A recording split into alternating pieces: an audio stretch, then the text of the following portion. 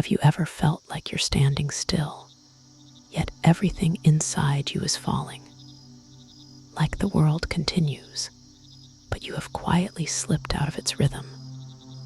If you're here, listening, then perhaps something inside you is still searching for stillness that heals, for a reason that doesn't need to be loud, for a place where it's okay not to be okay. If something in these words resonates with your heart, take a gentle moment now. Where in the world are you listening from tonight? Go ahead, breathe, and share with us in the comments below. You're not alone here. We are a quiet Sangha, scattered across the globe, yet resting beneath the same sky. In this journey, you'll be guided through 10 symbolic teachings from Zen and Buddhist wisdom, each one like a lantern placed gently before your feet. They will not tell you what to believe, but they will help you rediscover what was never truly lost: peace without a goal, a path even when there seems to be none, stillness even in the middle of despair. So come, let's begin where everything feels like it ends. Let us enter the still cavern of silence, where no answer echoes back, yet something ancient begins to awaken. Welcome to the first story, the echo beneath the mountain. Have you ever screamed into the silence and heard nothing come back? Not even the ghost of your own voice, just a deep, swallowing quiet that feels more final than any sound. It is the feeling of calling out for help, for meaning, for a single sign that you are on the right path, and being met with a vast, indifferent stillness. This is the echo beneath the mountain. It is not a place you visit, but a place that visits you, often in the quiet hours of the night when the world has gone to sleep and your own mind has decided to stay awake, replaying every fear, every doubt, every moment of uncertainty. You are here now, seeking rest, but perhaps a part of you is also here seeking an answer to that silence. You long to fall asleep, to find a moment of inner peace, but the emptiness feels too loud, too present. It's a strange paradox, isn't it? How a void can feel so heavy. Imagine a solitary mountain cave, high above the world. The air is thin and cold, and the entrance is a dark mouth in a wall of ancient, gray stone. Inside, there is no sound, no dripping water, no scurrying creatures, no wind.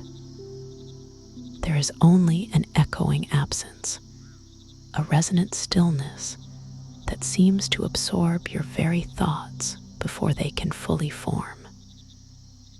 This is the space you feel inside you, a hollow chamber where your purpose used to be, where your joy once lived, where your certainty once sang. You've tried to fill it with noise, with work, with the company of others, with the frantic search for what comes next. But the hollow remains, a quiet hum beneath the surface of your life. And tonight, it feels particularly vast. It is this feeling, this profound sense of being empty, that we will sit with together, not to fight it, not to fill it, but to understand its nature. Close your eyes and allow the world to fade. In Zen, this emptiness is not a void to fear. It is the space where form takes shape. When life feels hollow, it is preparing to hold something new. In this moment, let us explore that space together with no judgment. There was once a seeker who, like you, felt this great hollowness inside. His life, once full of ambition and sound, had become a quiet, empty room. His laughter no longer reached the corners of his own heart. His footsteps, once so sure, now felt uncertain on the earth. He heard of a wise old master who lived in a remote monastery, nestled in the shadow of a great mountain, and he decided to make the journey, hoping the master could tell him how to fill the aching void. After many weeks of travel, through dense forests and over winding passes, he arrived at the gates of the Buddhist temple. It was simpler than he had imagined, made of dark wood that had weathered countless seasons. He was led to a small garden where the master, a woman with eyes as clear as a winter sky, was silently sweeping fallen leaves. The seeker bowed low. "Master," he said, his voice trembling slightly, "I am empty. I have lost my reason to go on. I feel like a great cavern where a river once flowed, but now there is only dust and silence. How do I fill myself again?"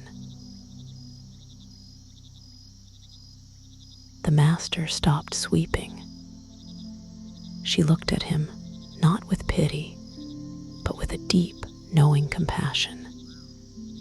"The mountain behind us," she began, her voice soft but clear, "has a cave. It is known as the Cave of the Silent Echo. People go there and shout their greatest fears, their deepest sorrows, their most desperate questions into its mouth. And always it answers with nothing. Absolute silence." The seeker looked confused. "Then it is a useless cave, a broken place." The master smiled gently. "Is it? Or is it the only place that does not lie? The world will echo back what you want to hear. Your friends will echo back your own hopes. Your enemies will echo back your own fears. But the cave gives you back the truth of the moment. It gives you the emptiness. And it is only by first accepting the emptiness that you can ever hope to hear what lies beyond it." She gestured for him to follow, and they began to walk up a steep, rocky path toward the mountain. "You believe your problem is the hollowness," she continued, "but your real suffering comes from your frantic attempt to fill it. You are like a man who is thirsty, but instead of finding a well, he tries to drink the mirage. You are trying to fill your spirit with the echoes of what used to be, or the fantasies of what you think should be. This is a truth so many of us struggle with, especially when we seek restful sleep. We lie in bed, and our mind becomes a frantic scavenger, digging through the past for moments of regret, or racing into the future to rehearse anxieties. We are trying to fill the quiet of the night with noise because the stillness feels like a judgment. It feels like proof that something is wrong, something is missing. The core of many insomnia tips is to quiet the mind. But how do you do that when the quiet itself feels so threatening? The Zen stories for deep sleep offer a different path. They don't ask you to silence your mind, but to listen to its silence, to become curious about the emptiness itself. The seeker and the master finally reached the mouth of the cave.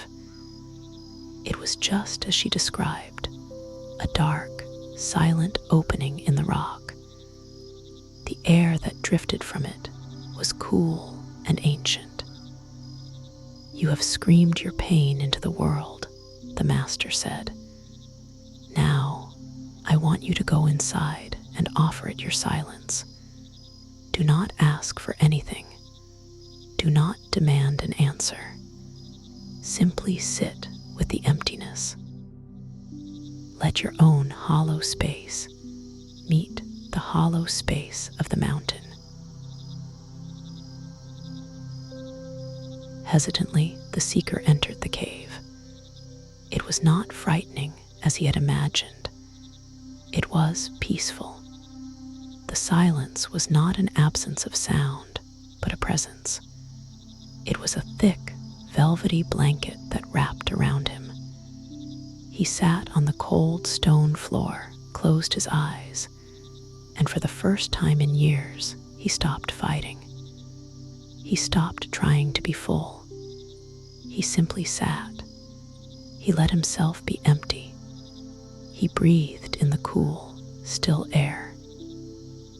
He breathed out the tension in his shoulders. Breathe. In and out. In this moment, with no judgment, you can do the same. You don't need to be in a mountain cave. You are already in that sacred, quiet space. It is the space behind your eyes, the space between your thoughts, the stillness that is always waiting for you beneath the chatter of your mind. Let go. Allow yourself to be here, empty, without needing to be anything else.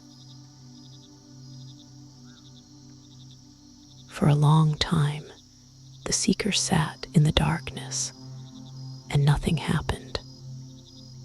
There were no visions, no profound revelations, no sudden bursts of joy. There was only the quiet and his own breath. But slowly, something began to shift. It was not a thought, but a feeling, a subtle release. He realized that for his entire life, he had been carrying the exhausting burden of being someone. A son, a husband, a worker, a success, a failure. He was a collection of stories, memories, and expectations. And in that cave, for the first time, he was nothing. And in being nothing, he felt a strange sense of freedom. The emptiness was not a void, but potential. It was the unpainted canvas before the first stroke. It was the silent instrument before the first note. It was not an ending, but a beginning.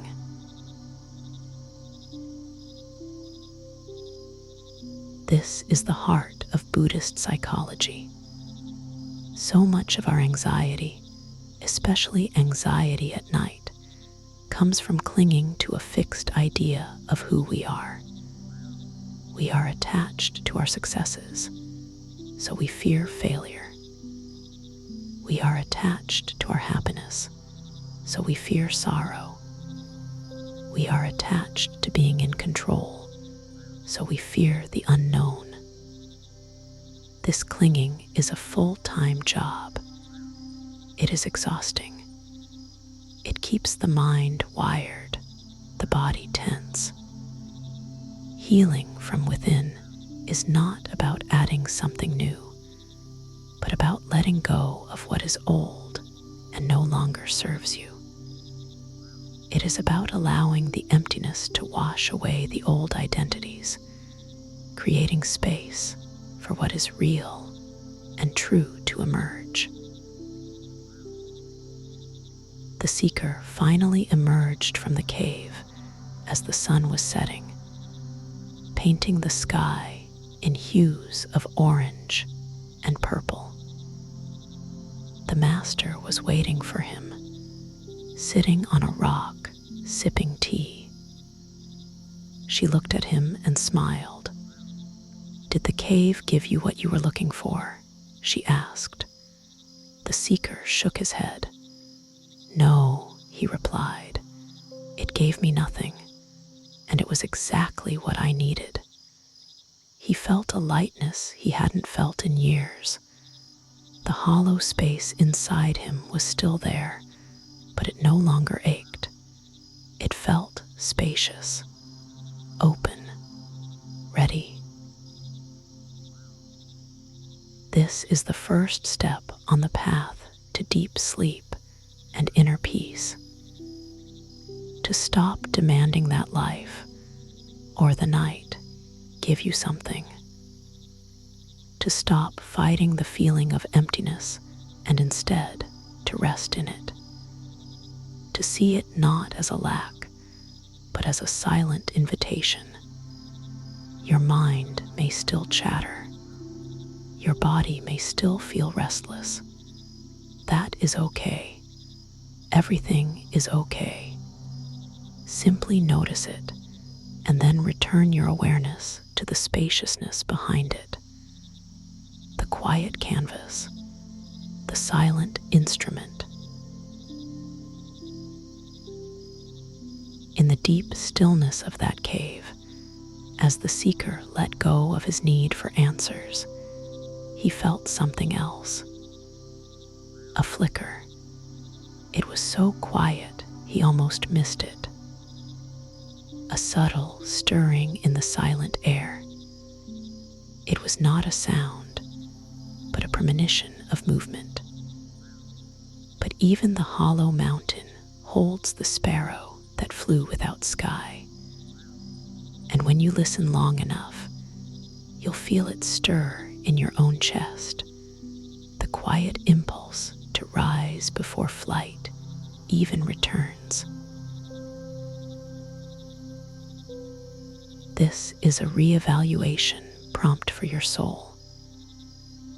Right now, as you lie here, what if this emptiness you feel is not a problem to be solved, but a sacred space to be honored? What if the universe is not ignoring you, but giving you the gift of a clean slate? This is a form of deep sleep meditation that works not by forcing you to sleep, but by making you feel safe enough to let go. Safe in the emptiness. Safe in the not knowing. The world slows down for you now.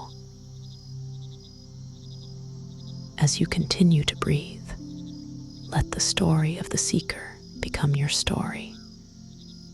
Imagine yourself walking out of that cave, leaving behind the heavy cloak of your old stories.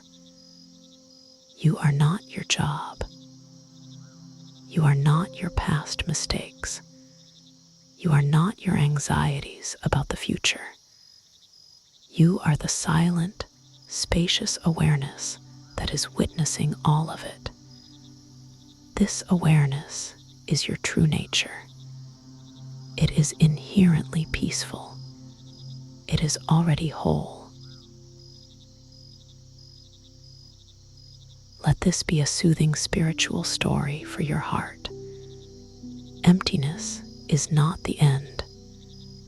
It is a deep breath before the next note. It is the pause between the waves where the ocean gathers its strength. Your life is not broken.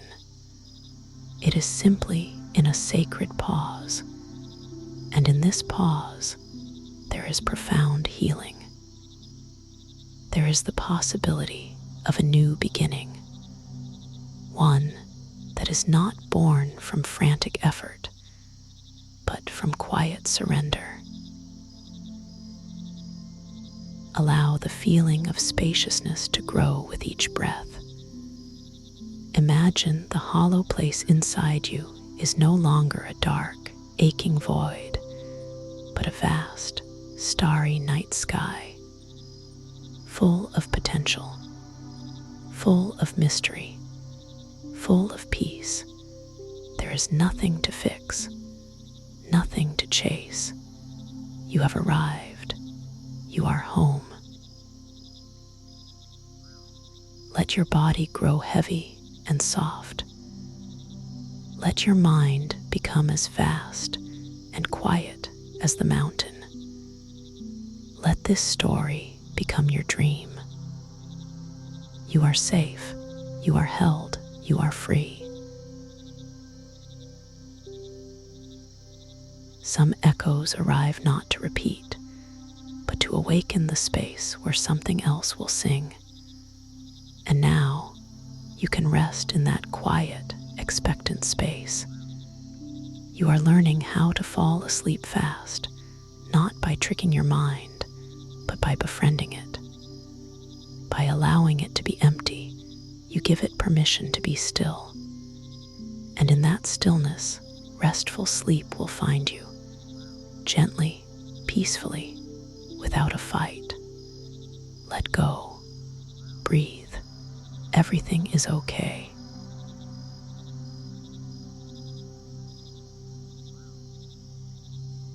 The teacup that emptied itself. What do you carry that leaves no room for what you long for? Think of it now as you settle deeper into stillness. Feel the weight of it in your body. Perhaps it's the heavy cloak of responsibility you wear every day, a garment woven from the expectations of others and the relentless demands you place upon yourself. Or maybe it's a suitcase filled with old griefs, regrets, and unspoken words. Things you've carried for so long, you've forgotten what it feels like to travel light. For many of us, what we carry is a story about who we are, what we've endured, and what we must do to survive. This story, which once kept us safe, has now become a cage. It fills every corner of our being, leaving no space for spontaneity, for joy, for the simple, unburdened peace you are seeking tonight. As you lie here, longing to fall asleep, to find a moment of emotional release, you might notice how tightly you are clinging to control, clinging to a certain outcome, clinging to the very identity that is causing you so much pain. We do this because we are afraid that if we let go, we will have nothing. If we put down our burdens, we will be empty. But what if that emptiness is not an end, but a beginning? Imagine a cracked porcelain cup. It is old, beautiful, and stained with the memory of 1,000 infusions of tea. It sits on a simple wooden table in a quiet room, filled to the very brim with a dark, bitter liquid. This liquid is everything you carry. your worries about tomorrow, your resentment about yesterday, your constant churning thoughts. The cup is so full that nothing else can be added. Not a single drop of clean water, not a ray of sunlight. It is completely, utterly occupied. And so it sits, day after day, holding its bitter contents. It believes its purpose is to hold. It believes its value is in its fullness. But the cracks in its porcelain sides are deepening. The weight is becoming unbearable. This is the state of a mind struggling with insomnia, a heart aching with anxiety. It is so full of its own narrative of struggle that there is no room for peace. There is no space for sleep to enter. Buddhist teachings remind us, you cannot fill a cup that is already full. Letting go of identity, grief, and craving is how we make room for peace. It is the ultimate of all insomnia tips, a profound act of self-compassion. It is the art of emptying.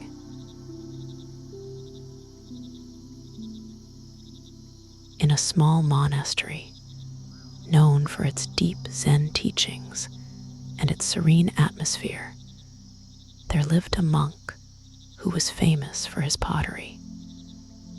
His hands, though old and wrinkled, moved with a grace and certainty that was mesmerizing to watch. He did not just make bowls and cups. He seemed to breathe life into the clay. One day, a wealthy merchant came to visit him. The merchant was a man burdened by success. His mind was a fortress of anxieties about his wealth, his reputation, his family, his legacy. He could not sleep. His heart was a clenched fist.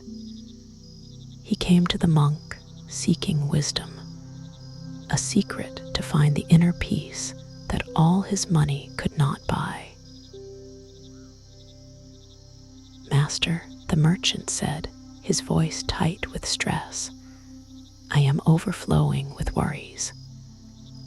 My mind never stops. It is full of noise, full of plans, full of fears.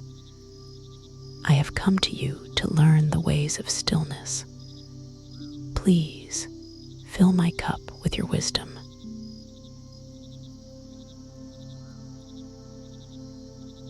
The monk looked at the merchant, his eyes full of the same calm he instilled in his pottery.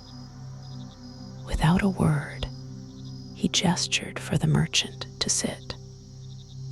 He then took 2 simple teacups and a pot of freshly brewed tea. He placed 1 cup in front of the merchant and began to pour. The tea was fragrant and hot, and it filled the merchant's cup. But the monk did not stop when it reached the brim. He kept pouring. The tea overflowed, spilling onto the saucer, then onto the table, and finally dripping onto the floor. The merchant, alarmed, cried out, Stop! What are you doing? The cup is full. It can't hold any more. The monk stopped pouring and looked at the merchant with a gentle, knowing gaze. This cup, he said softly, is your mind. It is already full of your own opinions, your own fears, your own judgments. You come to me asking for wisdom, but you have no room to receive it. He then picked up his own cup, which was empty. To learn, you must first be willing to empty your cup. The merchant sat in stunned silence, the puddle of tea on the floor, a perfect mirror for his own overflowing mind. This is one of the most famous Zen stories, a parable for anyone who has ever felt overwhelmed. We often think that to solve our problems, we need to add something, more knowledge, more control, more effort. But the path to a peaceful mind, to deep sleep, often requires the opposite. It requires subtraction. It requires letting go. So, how do we empty our cup? It is not a violent act. It is not about throwing our memories or responsibilities away. It is a gentle tipping, a conscious, willing release. Imagine that cracked porcelain cup from before. It has been holding its bitter brew for so long, but now it begins to tip. Slowly, deliberately. It doesn't shatter itself on the floor. It simply leans, and the dark liquid begins to spill out. First, a trickle, then a steady stream. It pours out onto the rich, dark earth, which receives it without complaint. The earth takes the bitterness, the worry, the grief, and accepts it. It is a letting go guided meditation in its purest form.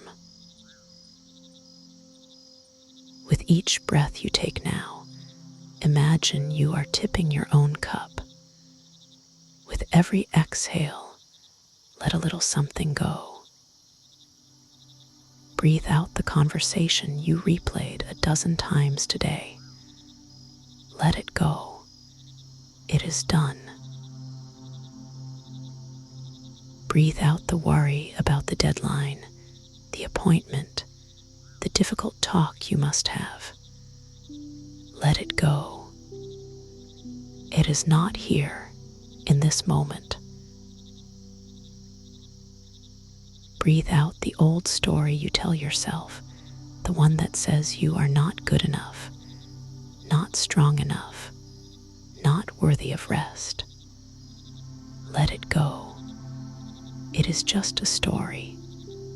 It is not the truth of who you are.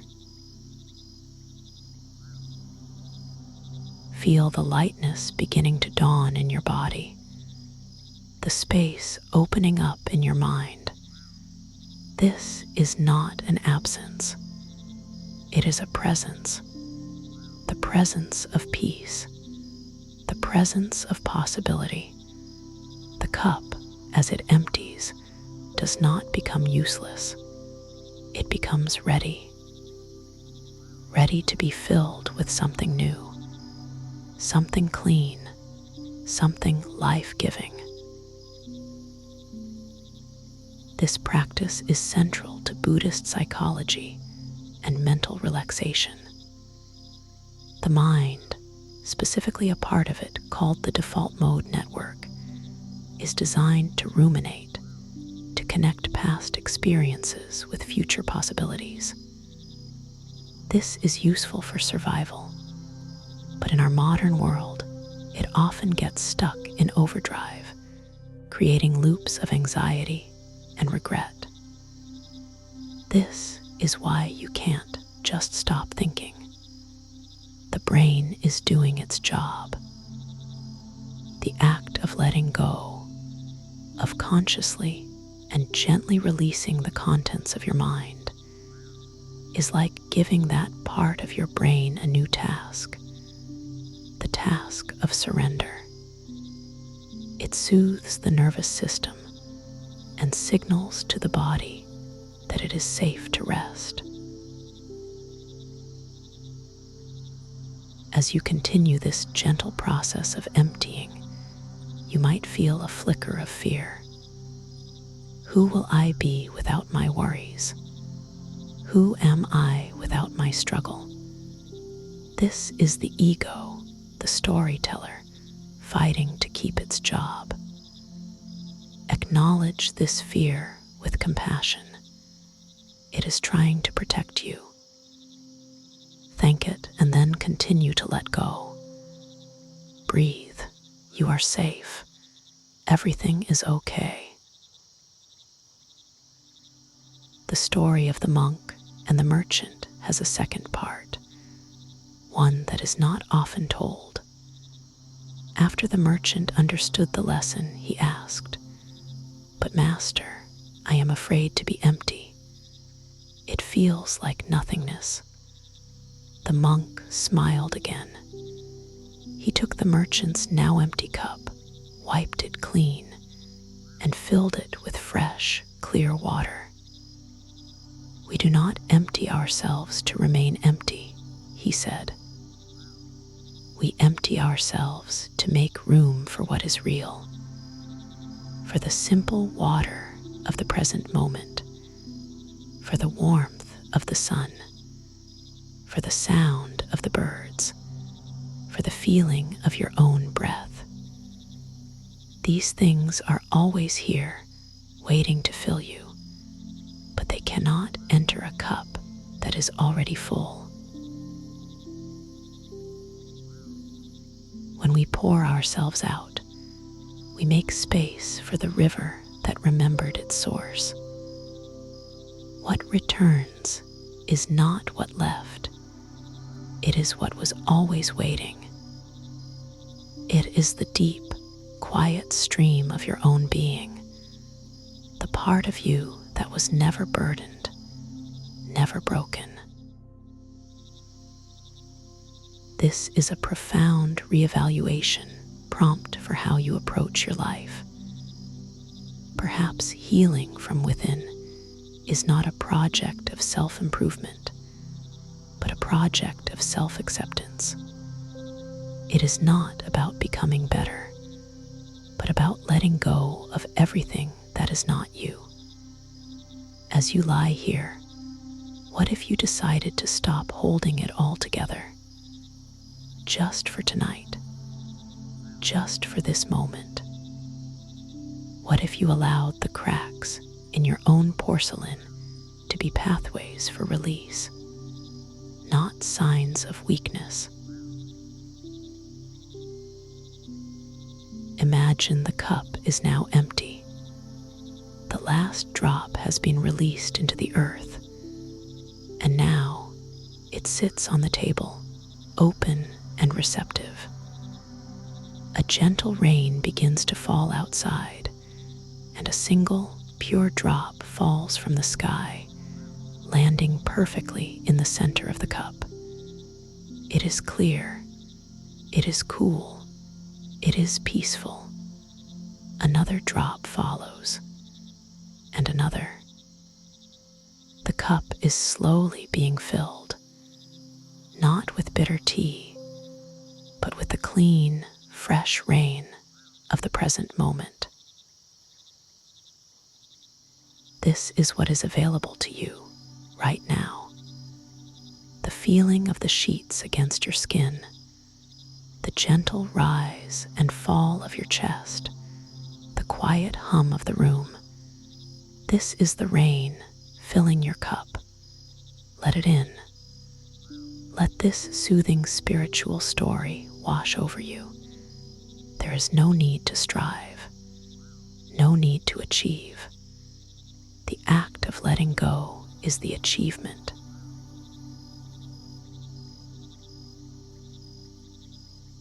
To release is to begin again, gently and without force.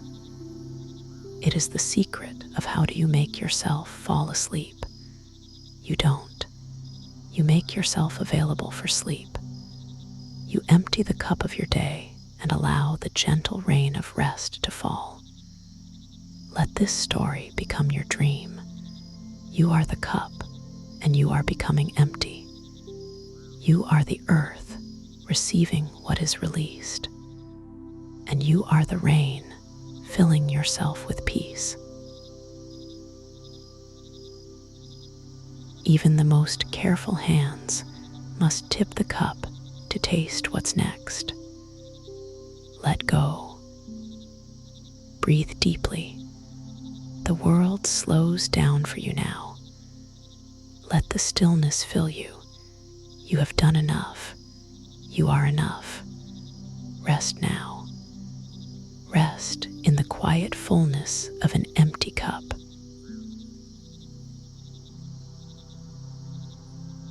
The moon that forgot its reflection.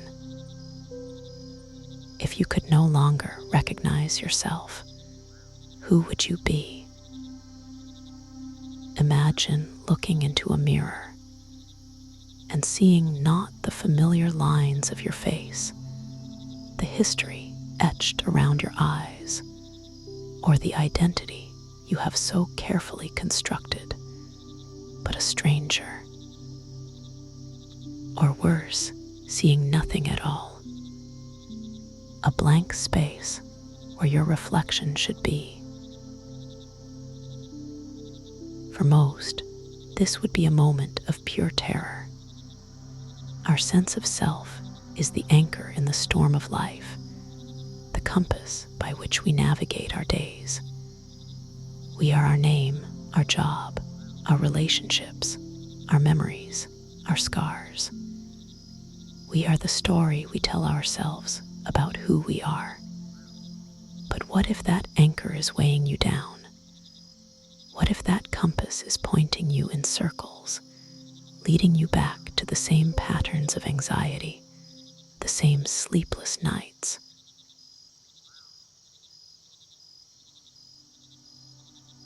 The self is not fixed, it shifts, dissolves, reforms. Suffering comes from believing we must remain who we were yesterday. We cling to a static image of ourselves, like a photograph, while life itself is a flowing river. This clinging creates immense tension. It is the source of so much inner criticism and the pressure to always perform. You lie awake at night, and your mind audits your performance. Did I say the right thing? Am I doing enough? Am I falling behind? This audit is based on a fixed, idealized version of yourself that you are constantly failing to live up to. This is a recipe for chronic insomnia and a restless heart.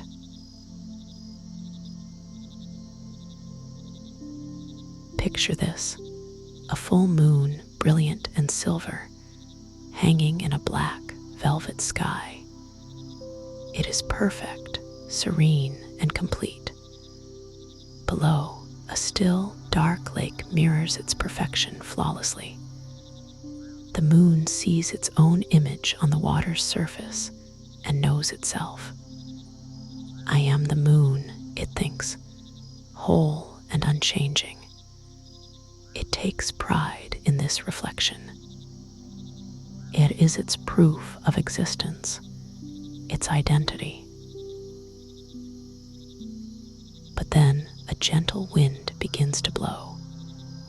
It breathes across the surface of the lake, and the still water shivers. Tiny ripples appear, then larger ones, until the entire surface is a dance of fragmented light. The moon's reflection is shattered. It is no longer a perfect circle, but 1,000 shimmering, chaotic pieces of silver. The moon looks down and no longer recognizes itself. Its perfect image is gone. Panic rises. I am lost. The moon cries to the sky. I have been broken. I am nothing. This is the crisis of identity that many of us face, especially in times of great change, a job loss, the end of a relationship, a health challenge, or simply the quiet, creeping sense of disconnection from purpose. The reflection we have come to rely on is shattered, and we are left feeling lost, fragmented, and afraid.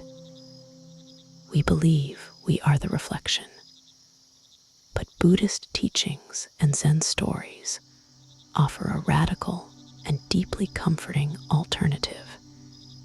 You are not the reflection in the water. You are the moon.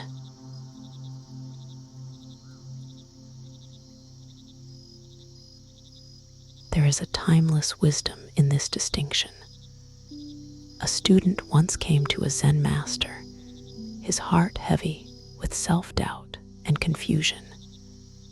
He had just failed an important examination and felt his identity as a scholar, a future he had clung to for years, was shattered.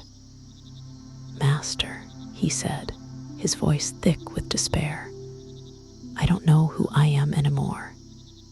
Everything I thought I was has been proven false.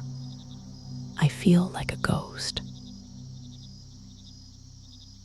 The master, who was tending to a small bonfire, listened patiently.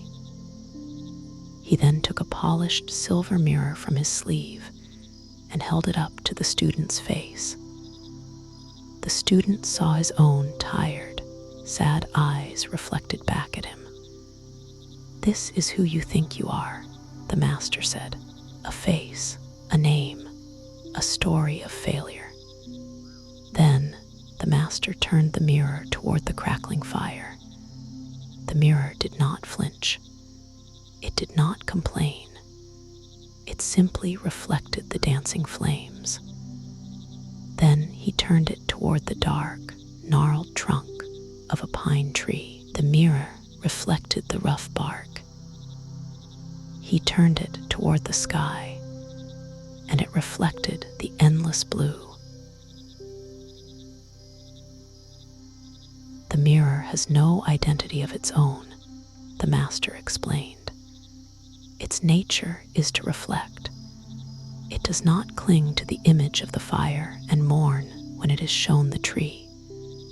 It does not try to hold onto the reflection of the sky. It is empty, and therefore it can hold everything. Your true nature is like this mirror.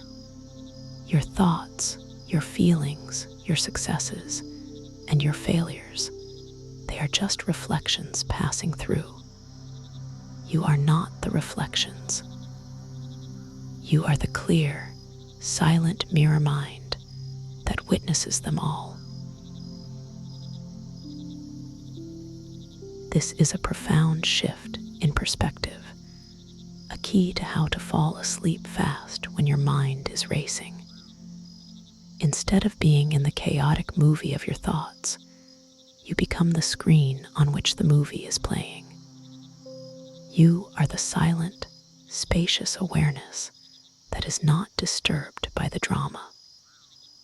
When a sad thought appears, you are not sadness. You are the space that holds the thought of sadness. When an anxious feeling arises, you are not anxiety. You are the awareness witnessing the feeling of anxiety. In this space, there is peace. There is stillness. Let yourself feel this now. Close your eyes and imagine you are that mirror. Your mind, which a moment ago was filled with the story of your day, your worries, your identity, now becomes clear, empty, receptive. A thought about work appears. See it reflected in the mirror of your mind. It is just an image. Let it pass. The mirror remains clear. A feeling of tension in your shoulders arises. See it reflected. It is a sensation. Let it pass. The mirror remains unstained. A memory from childhood floats by. See it reflected. It is just a story.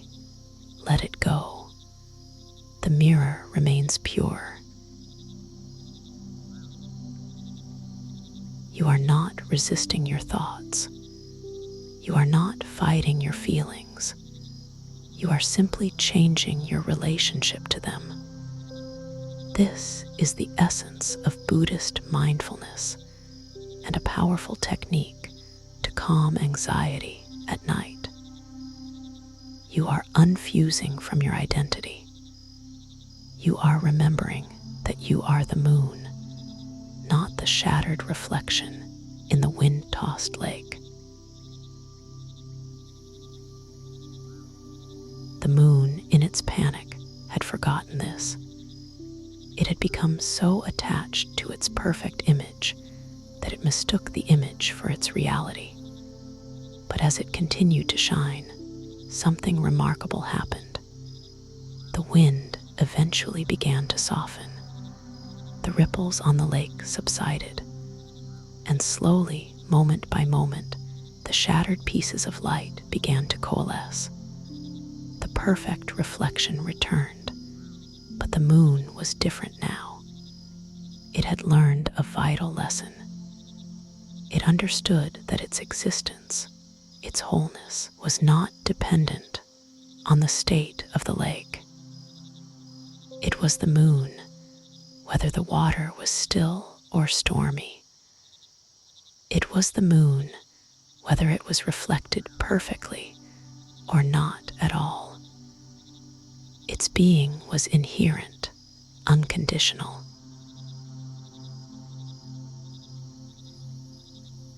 This is the emotional healing sleep script your soul needs to hear. Your worth, your wholeness, your right to be at peace is not dependent on your reflection. It does not depend on your productivity, your social status, your appearance, or the approval of others. Your true self is constant, like the moon. The circumstances of your life are the water, constantly changing. To find deep sleep, you must let go of the need for the water to be perfectly still. You must find your anchor in the sky, not in the lake. This is more than just a metaphor. It connects to the very wiring of our brains. Our sense of self is largely constructed by a network of brain regions that link our personal memories and future goals. When this network is overactive, it leads to rumination and a rigid self-concept. The practice of mindfulness, of being the mirror, helps to quiet this network. It creates what neuroscientists call self-distancing, allowing you to observe your thoughts without being consumed by them. It is a form of sleep hypnosis with Zen parables, gently guiding your brain into a state of restful, non-judgmental awareness.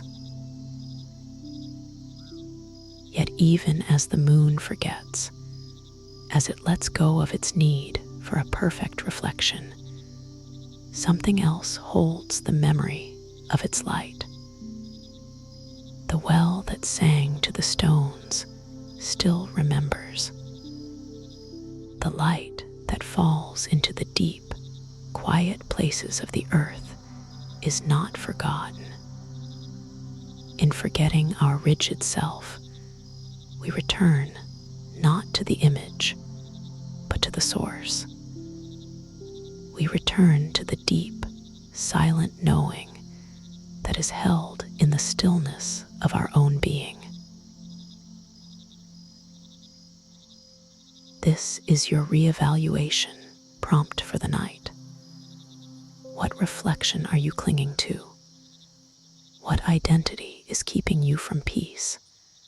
The identity of the anxious person, the insomniac, the one who has to have it all figured out. Can you, just for tonight, let that reflection be shattered by the gentle wind of your breath? Can you dare to be the moon, luminous and whole, even if the lake of your life is turbulent? Breathe in and know that you are the sky. Breathe out and let the clouds of thought drift by. Breathe in and feel the silent, steady light of your own awareness. Breathe out and release the need to be reflected perfectly. Identity is not a prison. It is a passageway, always unlocking itself. You are not the story. You are the one who is listening to the story. And you can choose to listen with compassion, with distance, with a gentle sense of peace. The story is not you. You are free. The sky does not miss the clouds. It makes room for what follows. And what follows now is stillness. What follows is rest. What follows is the deep, healing sleep that comes when you stop trying to be someone and you simply allow yourself to be. Let go of the reflection. Be the moon and drift into the vast, silent sky of your own peaceful mind. Everything is okay. Rest now.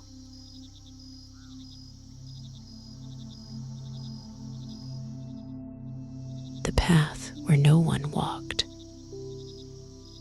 What if your way forward isn't marked by footsteps, but by silence?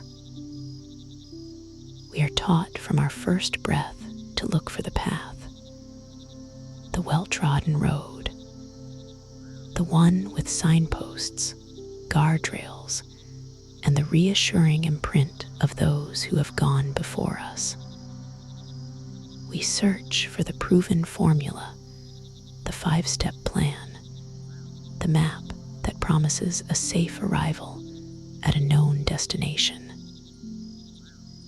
This search for certainty is deeply human.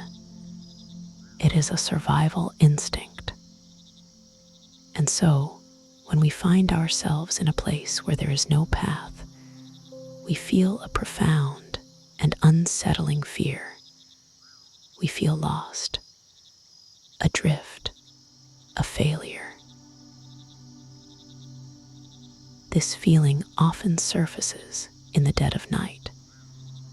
Your life stretches out before you like a vast, uncharted wilderness, and you have no map.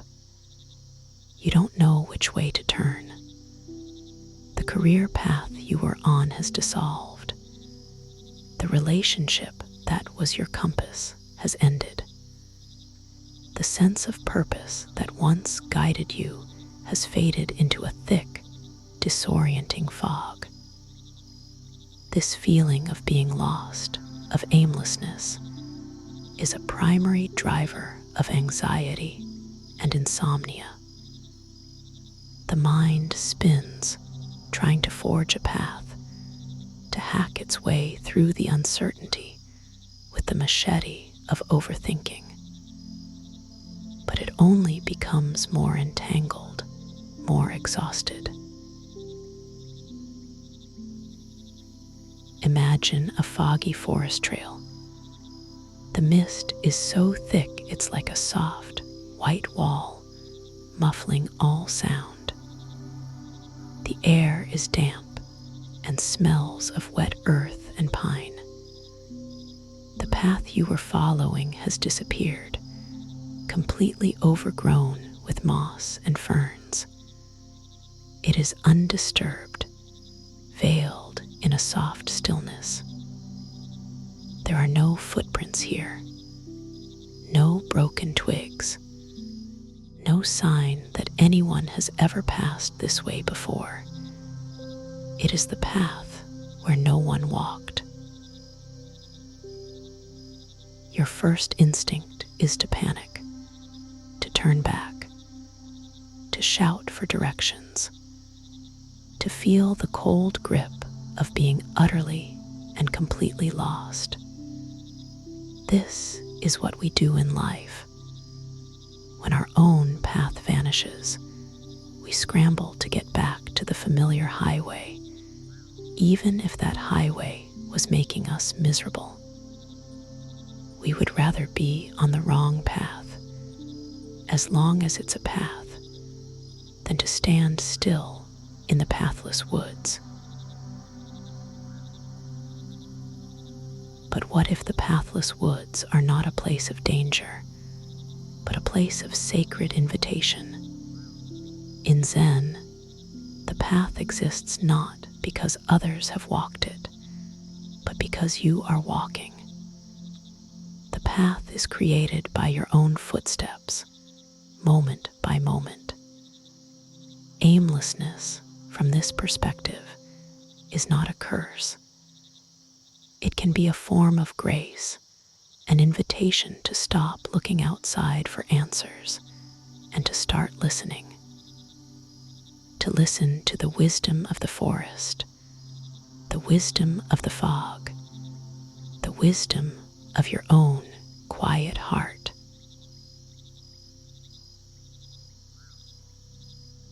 There is a beautiful Zen story about a young monk who was obsessed with finding his true path. He would constantly pester his master, a wise old nun, with questions. Master, which sutra holds the key? Which meditation practice will lead me to enlightenment? Should I go east to the mountains or west to the sea? I must know the right way. The master listened to his frantic questions day after day.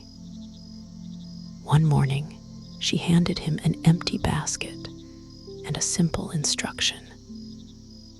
Go into the bamboo forest behind the temple, she said, and do not return until you have found the straightest path through it. The young monk, thrilled to finally have a clear task, a defined path, grabbed the basket and ran towards the forest. The bamboo forest was immense, a dense green world of towering stalks. The monk entered, determined to find the single, straightest route from one side to the other. He pushed through the thick growth, getting scratched by leaves, stumbling over roots. He would find a promising opening, only to have it end in an impenetrable wall of bamboo. He would try to follow a line of stalks, only to find they curved and twisted away. Hours passed. The sun began to set. He was scratched, muddy, and utterly defeated. There was no straight path. It was a chaotic, beautiful, untamable wilderness. Exhausted and humbled, he finally sat down. He stopped looking for the path. He just sat, and for the first time, he listened. He heard the gentle rustle of the leaves in the wind. He saw the way the light filtered through the dense canopy, creating shifting patterns on the forest floor. He noticed the strength and flexibility of the bamboo stalks, how they bent in the wind but did not break. He felt the cool, damp earth beneath him. In his surrender, in his acceptance of the pathlessness, he found a profound sense of peace. He realized the goal was not to conquer the forest, but to be with the forest.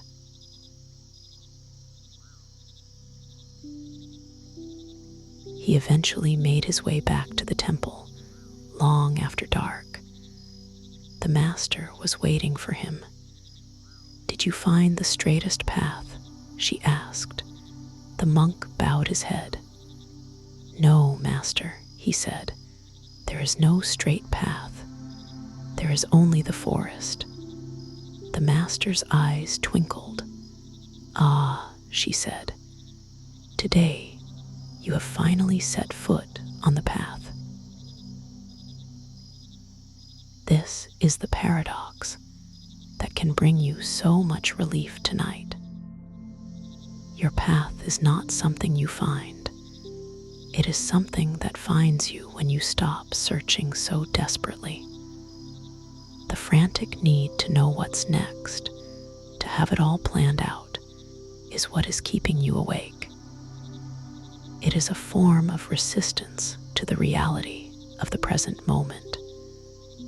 And the present moment is this: you are here in the quiet woods, in the fog. And that is okay. Everything is okay. This is not just a philosophical idea. It has a deep psychological basis. Part of our brain responsible for planning and goal setting, the prefrontal cortex, is a wonderful tool. But when it's overused, especially when faced with deep uncertainty, it burns out. It spins its wheels, generating anxiety instead of solutions. This is the mental state of so-called analysis paralysis. By consciously choosing to embrace the pathlessness, by shifting from goal-oriented thinking to sensory awareness, feeling your breath, noticing the temperature of the air, listening to the sounds of the night, you are giving that part of your brain a much-needed rest. You are calming the entire nervous system. This is a powerful, science-backed insomnia tip, wrapped in the wisdom of a Zen parable. Let's return to that foggy forest trail. You have decided not to panic. You have decided to stay. You take a deep breath, and you can smell the damp moss. You listen, and you can hear the sound of your own heartbeat, a steady, gentle drum in the immense quiet. You are not lost. You are simply here, in this moment.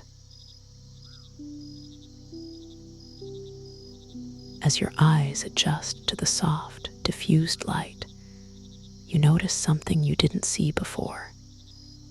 A single point of light hovering in the mist. It glows with a soft, green-gold luminescence.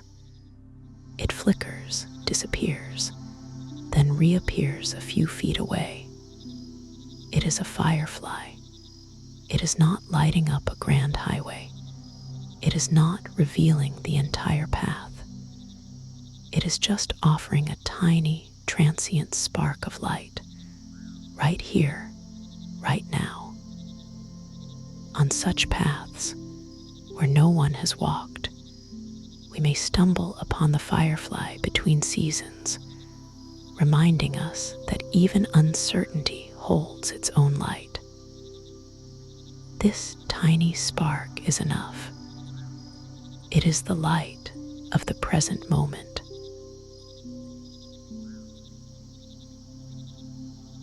This is your reevaluation prompt. What if your purpose right now is not to find the path, but to become intimate with the ground beneath your feet? What if the next step is not a destination, but a sensation, the feeling of your foot meeting the earth? What if your only task is to follow the little firefly of your own awareness from one breath to the next? This is a profound letting go, a release from the tyranny of the future. You don't need to know where the forest ends. You only need to be in it fully, with a quiet and open heart. Let this be your deep sleep meditation tonight. You are in the pathless woods of your own life, and you are safe. The fog of not knowing is a sacred mist, not a threat. It is softening the sharp edges of your anxiety. It is inviting you into a deeper, more intuitive way of being. Breathe in the smell of the damp earth. Breathe out the need for a map. Breathe in the silence of the woods. Breathe out the frantic questions. To not know is sometimes the highest wisdom. It is the beginning of trust. Trust in yourself. Trust in the unfolding of your life. Trust that even in the fog, you are being guided, not by an external map, but by the gentle inner light of your own presence. Let this soothing spiritual story be your guide into the land of dreams, a land where paths are made of mist and moonlight, and every step is a discovery. Even the unseen path leaves a trace in the still grass. Your presence here, your willingness to be with the uncertainty, is that trace. It is your true path. And now you can rest. You can lay down the burden of navigation. The forest will hold you. The fog will comfort you. The firefly of your breath will lead you gently into a deep and restful sleep. Let go, be here, and sleep.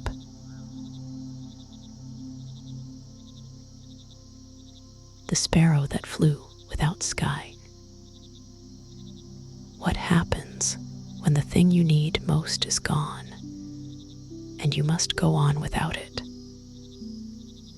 Perhaps it's the sky of a stable job in an unstable world, or the sky of a loving relationship that has now ended. Perhaps it's the sky of your health, your youth, or a future you once counted on as certain. We spend our lives believing we need a sky to fly.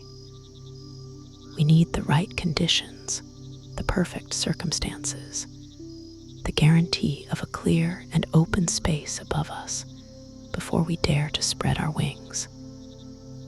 And so, when the sky disappears, when the storm rolls in, the fog descends, or the world as we know it is turned upside down, we believe we are grounded. We huddle in our nests of fear and grief, waiting for the sky to return, convinced that flight is impossible. This belief is the source of so much of our paralysis and despair. It is the voice that whispers to you in the dark, "You can't handle this. You aren't strong enough without it. It's impossible to move forward." This voice feeds on your exhaustion, making deep sleep feel like a distant country you can no longer visit. It keeps your body locked in a state of high alert, waiting for a danger that has already happened, mourning a sky that is already gone. But what if flight was never about the sky, What if it was always about the wings? Imagine a small sparrow, not a great eagle, but a simple brown bird. It has lived its whole life under a vast, blue, and reliable sky. It has known sun and clouds and gentle breezes. But one day, a storm of unimaginable force descends. The world is plunged into a swirling chaos of wind and rain. There is no up or down, no horizon, no blue. The sky, as the sparrow has always known it, is gone. There is only the storm. All the other birds have taken shelter, hiding in the eaves of buildings, deep within the thorns of bushes, waiting for the storm to pass. This is the logical thing to do, the safe thing to do.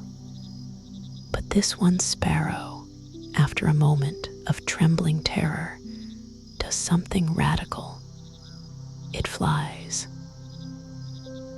It launches itself into the heart of the maelstrom.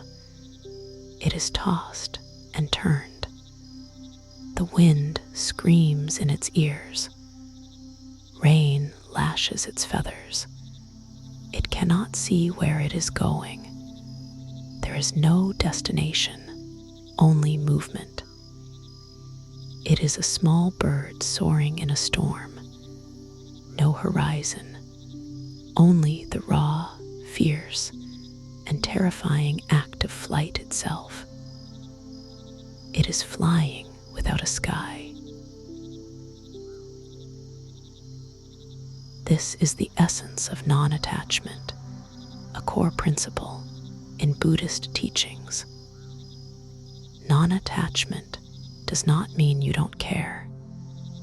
It is not a cold, detached indifference.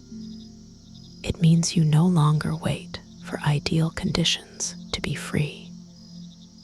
You no longer make your inner peace conditional on the state of the outer world. You fly not because the sky is clear, but because the wings are ready. Your wings are your breath. Your wings are your courage. Your wings are the quiet, unbreakable spirit within you that has survived every storm you have ever faced.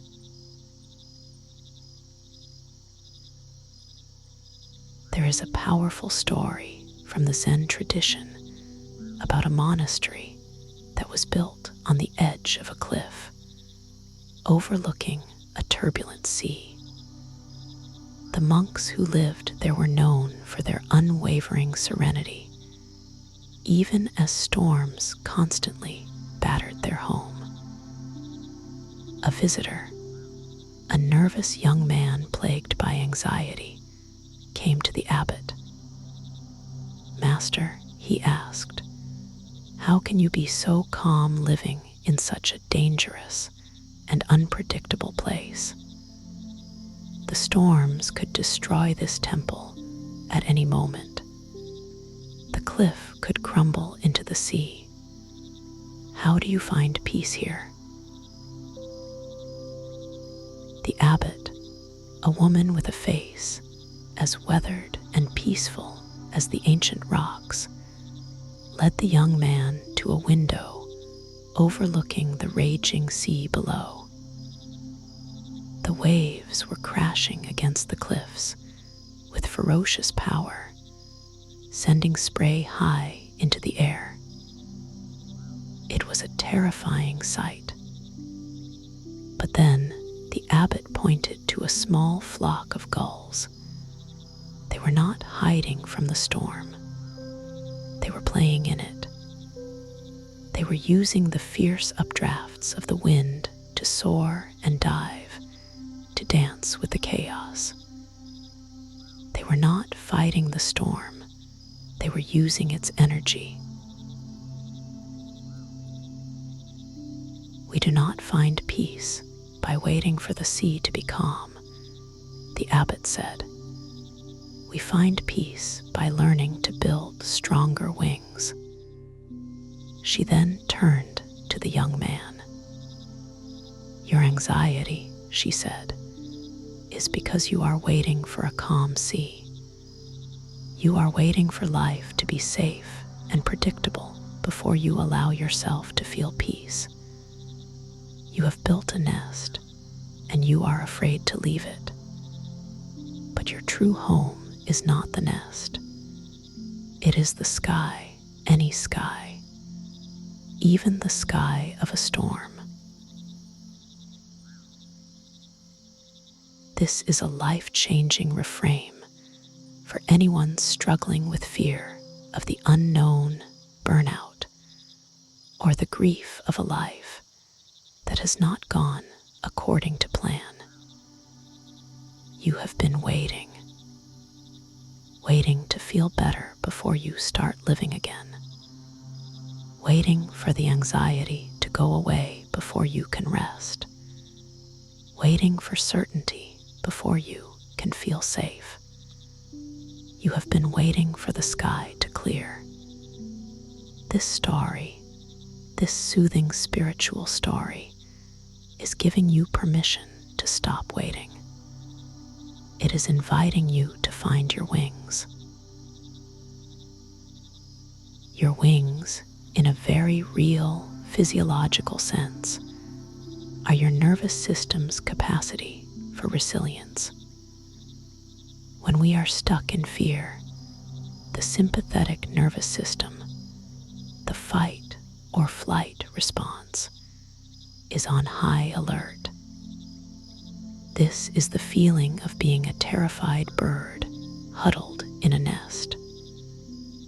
The practice of flying in the storm is about activating the parasympathetic nervous system, the rest and digest response, even amidst chaos. How? Through the one thing you can always control, your breath. Let's practice this now. Imagine you are that sparrow in the storm. The winds of your worries are howling. The rain of your fears is lashing down. Feel that chaos in your body, that tension, that restlessness. Don't fight it. Acknowledge it. Now bring your attention to your wings, your breath. Take a slow, deep breath in, imagining you are gathering your strength. And now, a long, slow, extended breath out, imagining you are soaring on the wind, not fighting it. Breathe in courage. Breathe out surrender. Breathe in your own unbreakable spirit. Breathe out the need for a calm sky. With each conscious exhale, you are toning your vagus nerve, the great wandering nerve that connects your brain to your body and acts as the primary brake on your stress response. You are literally, biologically, building stronger wings. You are teaching your body that it can be calm, even when the world around you is not. This is not a trick. This is a deep form of emotional healing and self-regulation. It is how you learn to fall asleep even when your mind feels like a storm. The sparrow, flying blindly in the chaos, discovered something extraordinary. Without the sky to orient it, it had to rely on something deeper.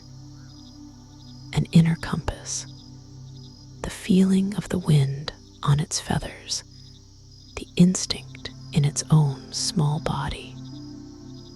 It It was no longer flying with its eyes, but with its entire being. It was a purer form of flight, more immediate, more alive. It was the flight of pure presence. It had let go of the idea of flight and had become the act of flight itself. It was free in a way it had never been under the clear blue sky. This is the gift hidden in our darkest times. When the external structures we rely on fall away, we are forced to discover the unshakable structure within.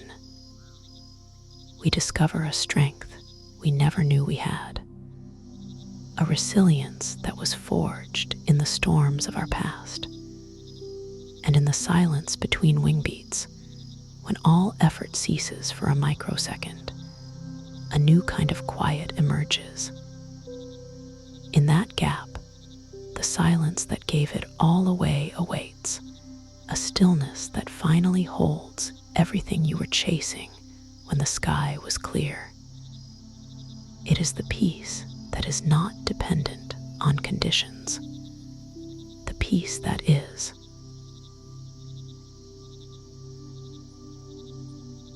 This is your reevaluation prompt for tonight. What sky are you waiting for? What condition are you placing on your own peace, your own freedom, your own rest? Can you, just for this moment, give yourself permission to fly without it, to trust the wings of your own breath, the strength of your own heart? You do not need permission to move forward. The act itself is sacred. The act of taking the next breath. The act of choosing to soften your body instead of tensing against the storm. The act of meeting your own fear with compassion instead of judgment. These are all acts of flight. You are flying right now, in the dark, in the storm, and you are doing it beautifully.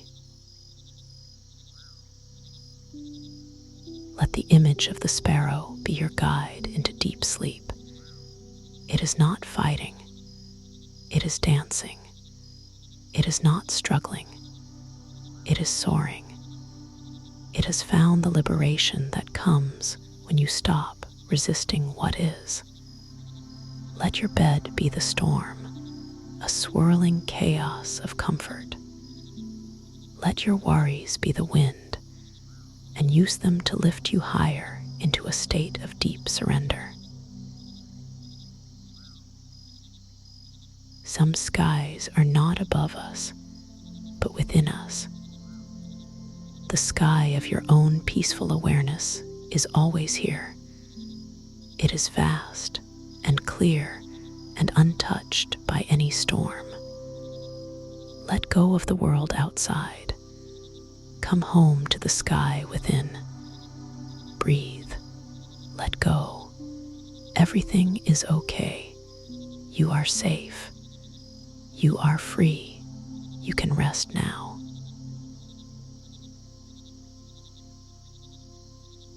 The raindrop that danced alone.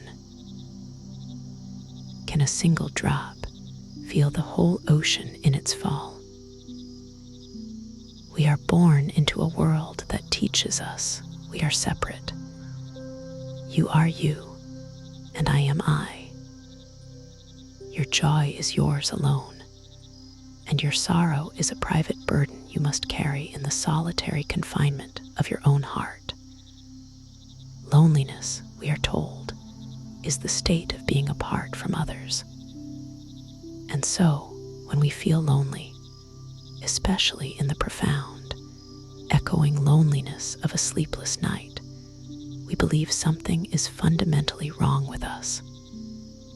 We feel like a single, isolated drop of rain, falling through an indifferent sky, destined to land on the hard pavement and disappear unnoticed. This feeling of separation is one of the deepest pains of the human condition. It fuels our anxieties, deepens our depressions, and makes the darkness of night feel like an infinite, empty chasm. You lie there, and the world feels 1,000,000 miles away. You feel unseen, unheard, and utterly, terrifyingly alone. You yearn for connection, for a sign that you are part of something larger than your own small, struggling self. But how can you connect when you feel so cut off? Imagine one raindrop. It is born in a vast, gray cloud, and it begins its descent. As it falls, it sees the world spread out below: the green fields, the dark forests, the sleeping towns, and it feels utterly alone. It is just one tiny sphere of water, spinning gently in slow descent, radiant in the faint light, but solitary. It sees millions of other drops falling around it, but they seem like strangers, each on its own separate journey.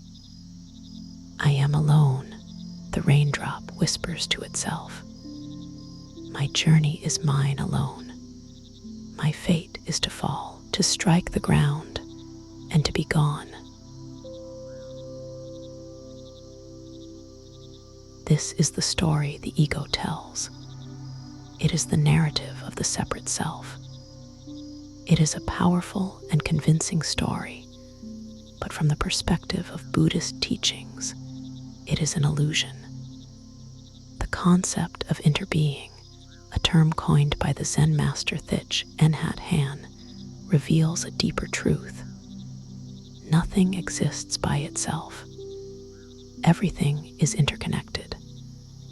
The flower is made of sunshine, rain, and soil. The table is made of the forest, the rain that fed it, the carpenter who shaped it, and the ancestors who taught the carpenter their craft. You are not separate from the world. You are a manifestation of it. Isolation is a construct of the mind. In interbeing, no one is truly alone. Your sorrow is part of the whole, and the whole moves with you.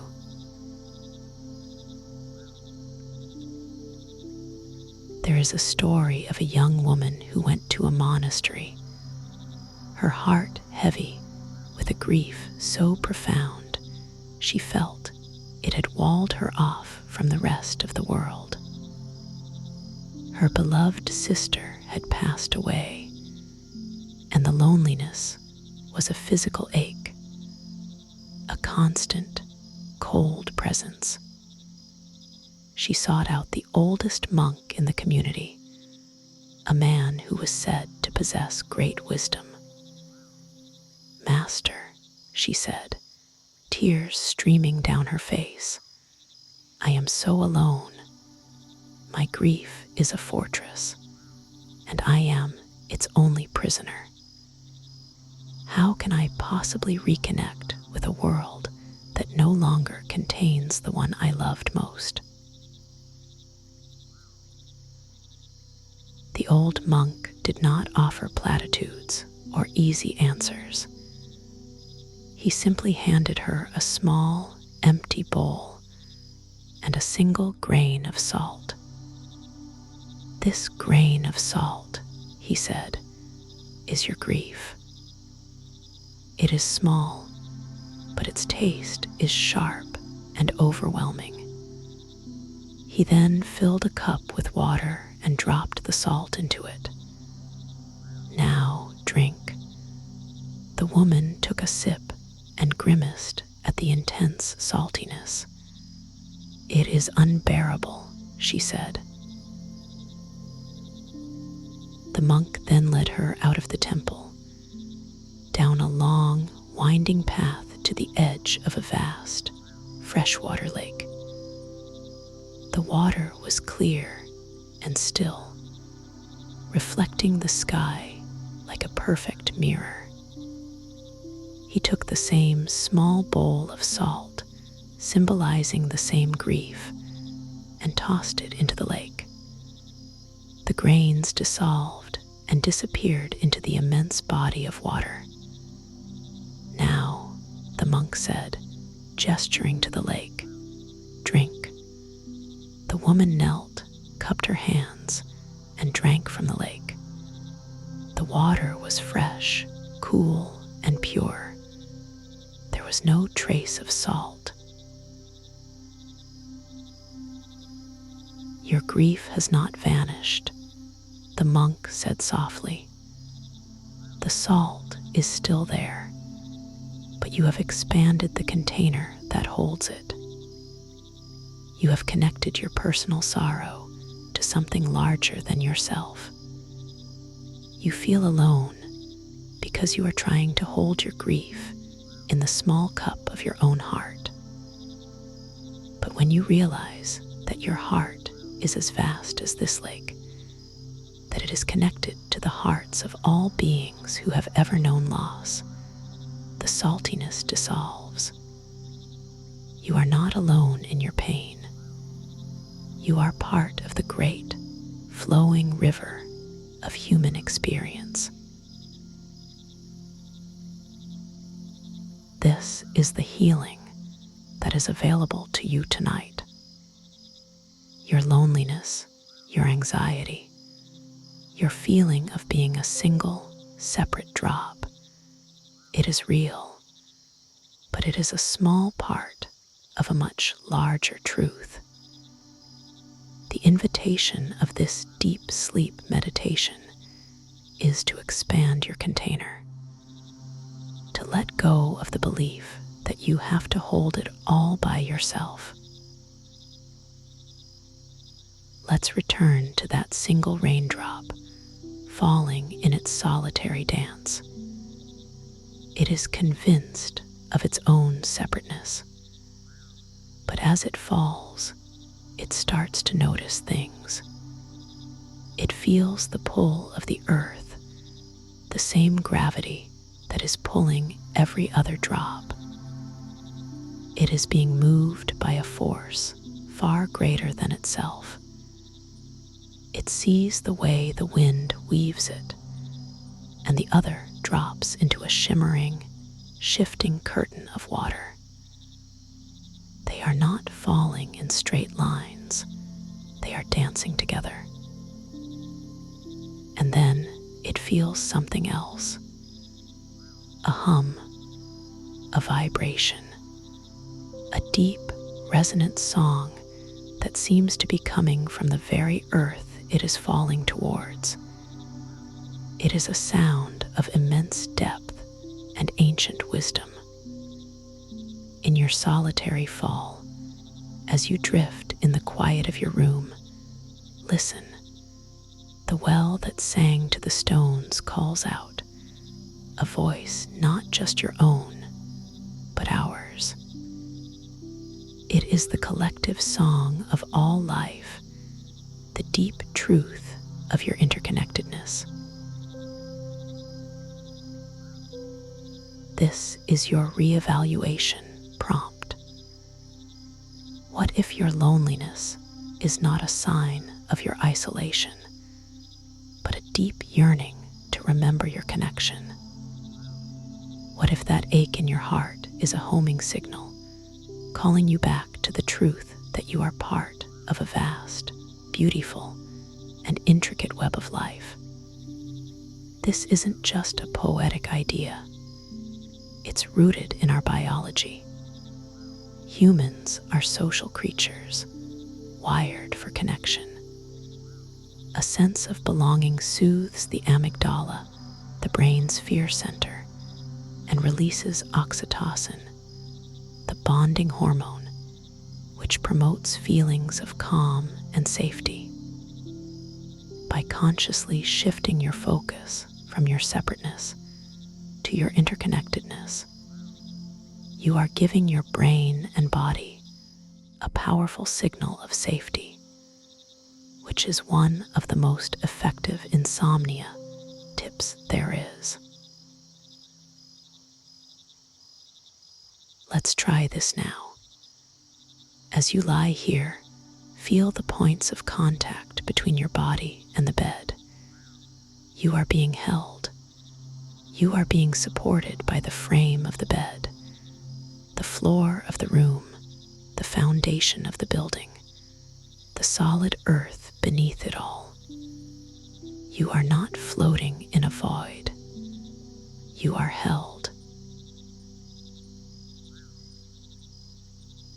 Now think of your breath. The air you are breathing in was just in the leaves of a tree. The carbon dioxide you are breathing out will feed a plant. You are in a constant, intimate exchange with the world around you. You are breathing with the world. Now bring to mind the feeling of loneliness, the ache, the emptiness. Hold it gently. And now, imagine all the other people in your city, in your country, all over the world who are lying awake right now, feeling that same ache. You are not alone in your loneliness. You are part of a vast, silent community of souls who are all yearning for the same thing: peace, connection, and rest. Send a silent wave of compassion out to them and feel their compassion flowing back to you. The cup of your heart is expanding. It is becoming a lake. The raindrop is getting closer to the ground now, and it realizes something profound. It was never just a raindrop.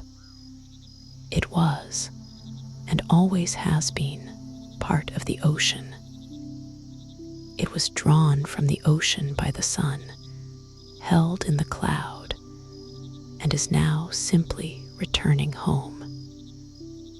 Its entire journey was an expression of the ocean. Its fall is not an end, but a homecoming. You may feel alone, but the rain always falls with others. You are not just the drop. You are the cloud that held it, the sun that lifted it, the wind that guided it, and the ocean that is calling it home. Your journey is not a solitary one.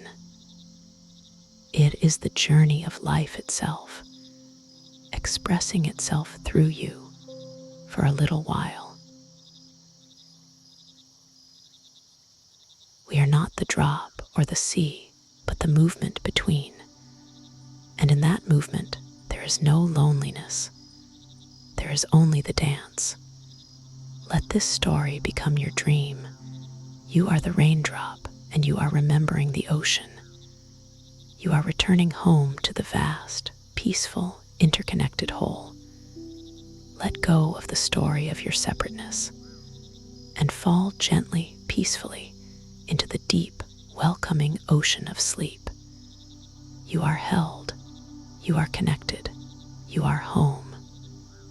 Rest now.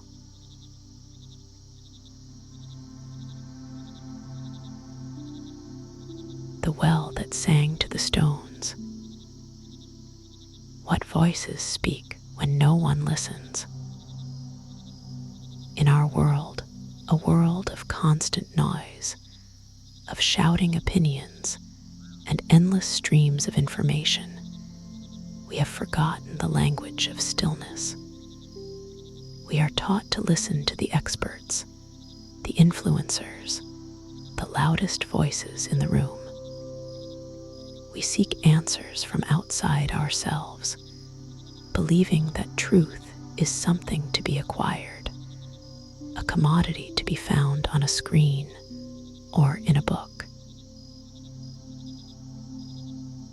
And so, when we are faced with our own inner turmoil, our deepest questions about life, love, and loss, we turn the volume up even louder, hoping to drown out the uncomfortable silence within. This is especially true at night. The quiet of the room can feel deafening, amplifying the anxious chatter in our minds. We toss and turn, seeking a distraction, any sound that will save us from the profound and often frightening voice of our own inner world. We fear that if we were to truly listen to ourselves, we would hear only emptiness, or worse, a litany of our own failings. But what if the deepest truths do not shout? What if they whisper? What if they don't use words at all? What if the most profound wisdom speaks in the language of stillness itself? Imagine an ancient stone well, hidden deep in a forgotten courtyard of a long-abandoned Buddhist temple. It is not a grand or ornate well, but a simple circle of gray stones covered in moss and lichen. The stones are so old, they seem to have grown out of the earth itself.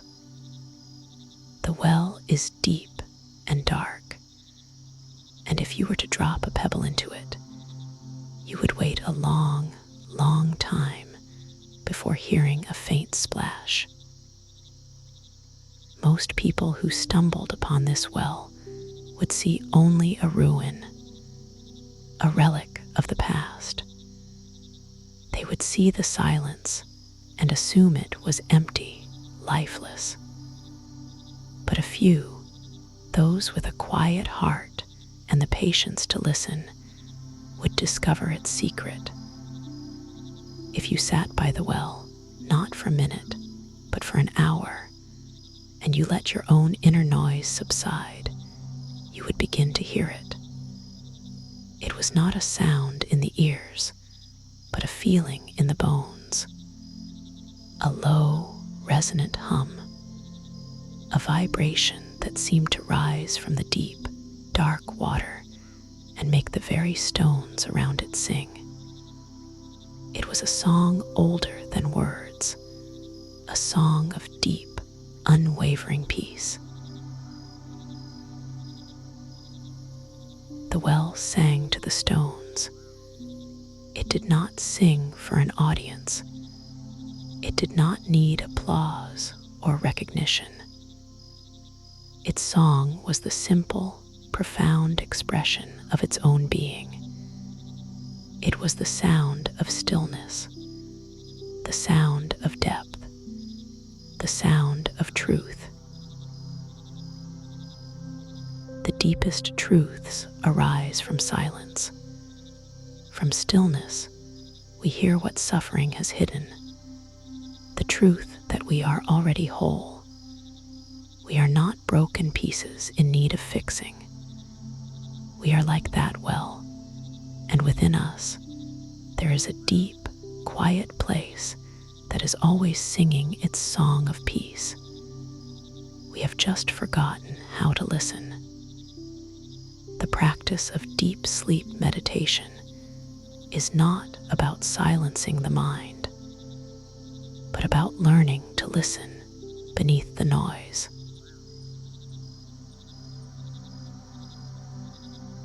There is a Zen story about a great scholar who had mastered all the sacred texts. He could recite thousands of pages of scripture from memory. He could debate philosophy with the most learned masters. Yet, for all his knowledge, he had no peace. His mind was a turbulent sea of concepts and theories. He came to a simple, uneducated monk who lived by a river, seeking a final piece of wisdom. "Master," the scholar said, laying out scrolls and books, "I have learned everything there is to learn, yet I am still tormented. What is the ultimate truth of Zen? What is the one teaching that will finally quiet my soul?" The monk, who was washing his rice bowl in the river, did not even look up.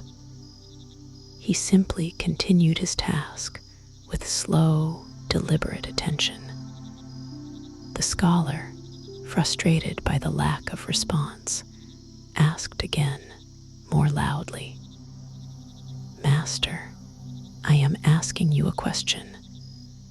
What is the essence of all these teachings?"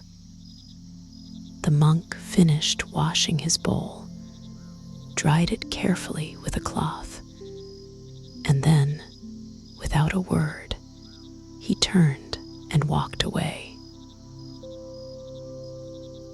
The scholar was enraged.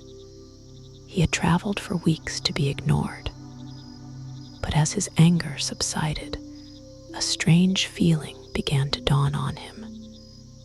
He looked at the flowing river, the silent trees, the monk's simple bowl. He heard the sound of the water. He felt the warmth of the sun. In the monk's profound silence, in his complete absorption in the present moment, was the answer. The truth was not in the books. It was not in a clever phrase. It was here, now, in the simple, non-verbal reality of being. The scholar sat by the river for the rest of the day, and for the first time in his life, he truly listened.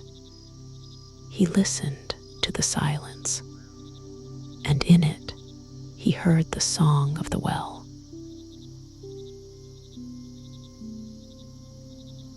This is the invitation for you tonight, to become a listener, not to the stories in your head, but to the stillness beneath them.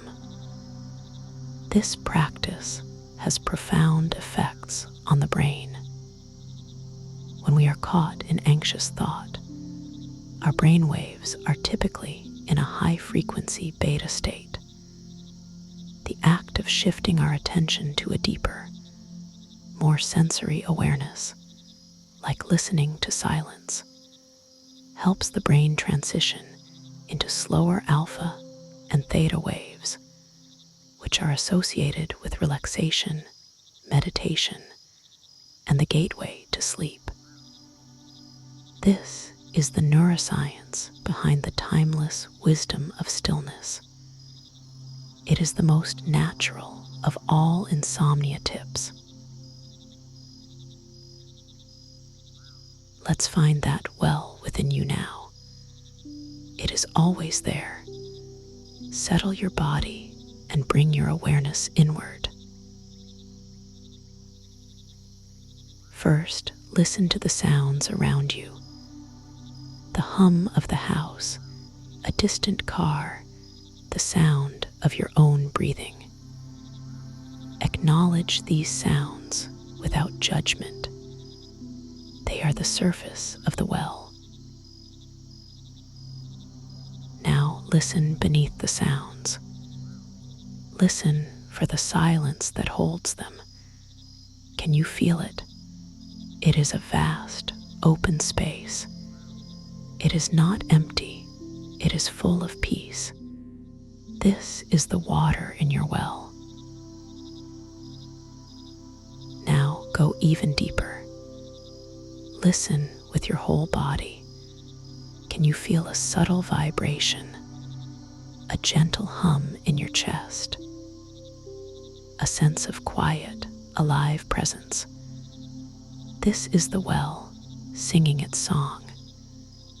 It is the sound of your own life force, your own inherent wholeness.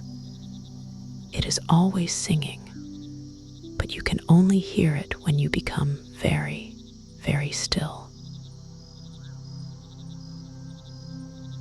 You don't have to force it. You don't have to strain to hear it. Just create the intention to listen. Let go of the need for an answer, a vision, a solution. Simply rest in the listening. This is an act of profound trust, trusting that you already have everything you need within you. You are the well, you are the stones, and you are the song. From this place of deep inner listening, you begin to hear the truth that your noisy mind has been obscuring.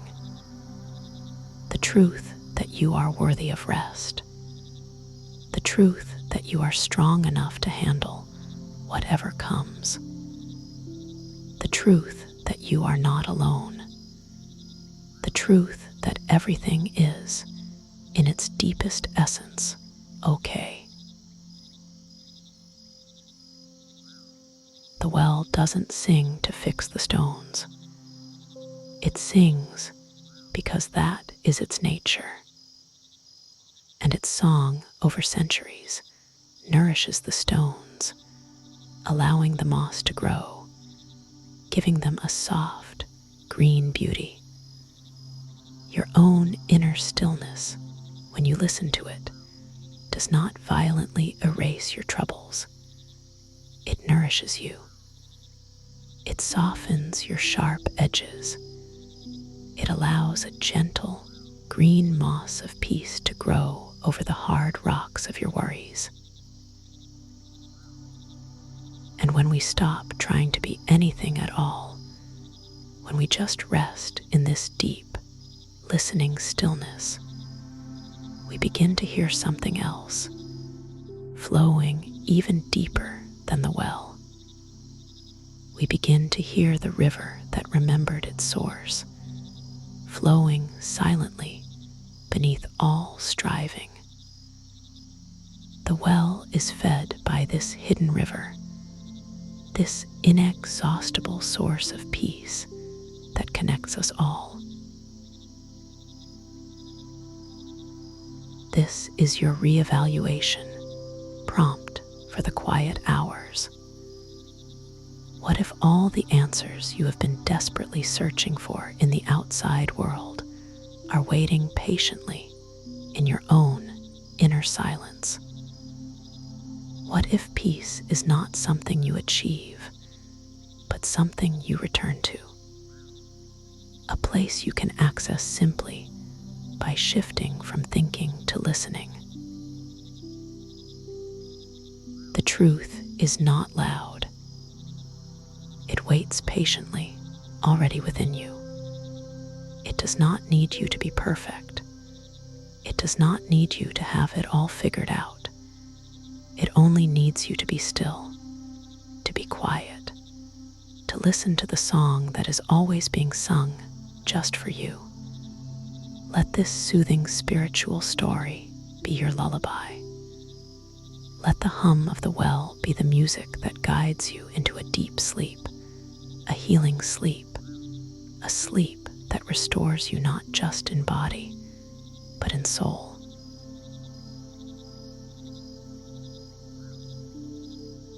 Stillness does not demand to be heard. It invites you to remember. Remember the well. Remember the song.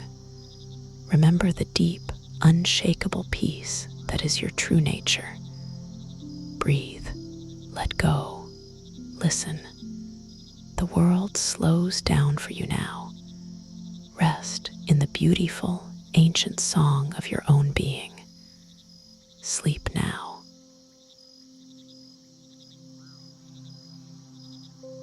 The river that remembered its source. Where do you go when you've gone too far from who you were? There is a particular kind of exhaustion comes from feeling disconnected from yourself. It's not just physical tiredness.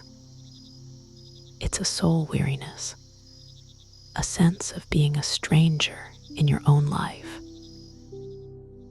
You have journeyed so far, navigated so many rapids, twisted and turned to fit the landscape of other people's expectations, that you have forgotten the clear, simple spring from which you began.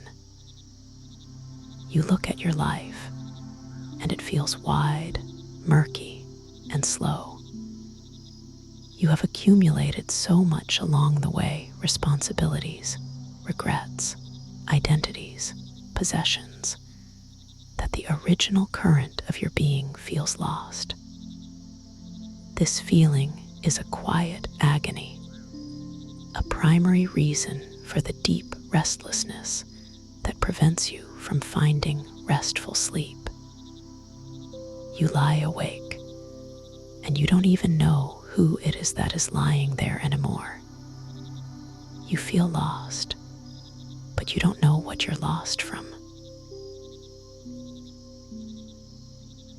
Imagine a river. It is born as a tiny, crystal-clear spring high in the mountains. Its water is pure, cold, and full of light. It knows its purpose: to flow. It gushes and dances down the mountainside, clear and joyful. But as it descends, its journey changes. It flows through farmlands and picks up silt. It passes through cities and collects pollution and refuse. It is dammed, diverted, and forced into concrete channels. It gets wider, slower, and darker. It has become powerful and important, a major waterway, but it has forgotten the taste of its own pure water. It has forgotten the feeling of being a clear mountain spring. It has forgotten its source. And in this forgetting, a deep, slow sadness pervades its current. It feels heavy, burdened, and tired.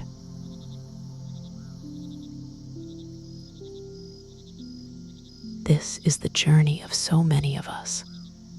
We begin with a clear, pure spirit, but life happens. We accumulate the silt of disappointments, the pollution of cynicism, the dams of fear and self-protection. We become successful, responsible, and important, but we lose our clarity, our joy, our connection to our own essential nature. And we end up feeling like that wide, slow, murky river, longing for something we can't even name. Zen reminds us that returning is not failure, it is wisdom. We are never truly separate from our source. The journey back is not one of distance, but of remembrance.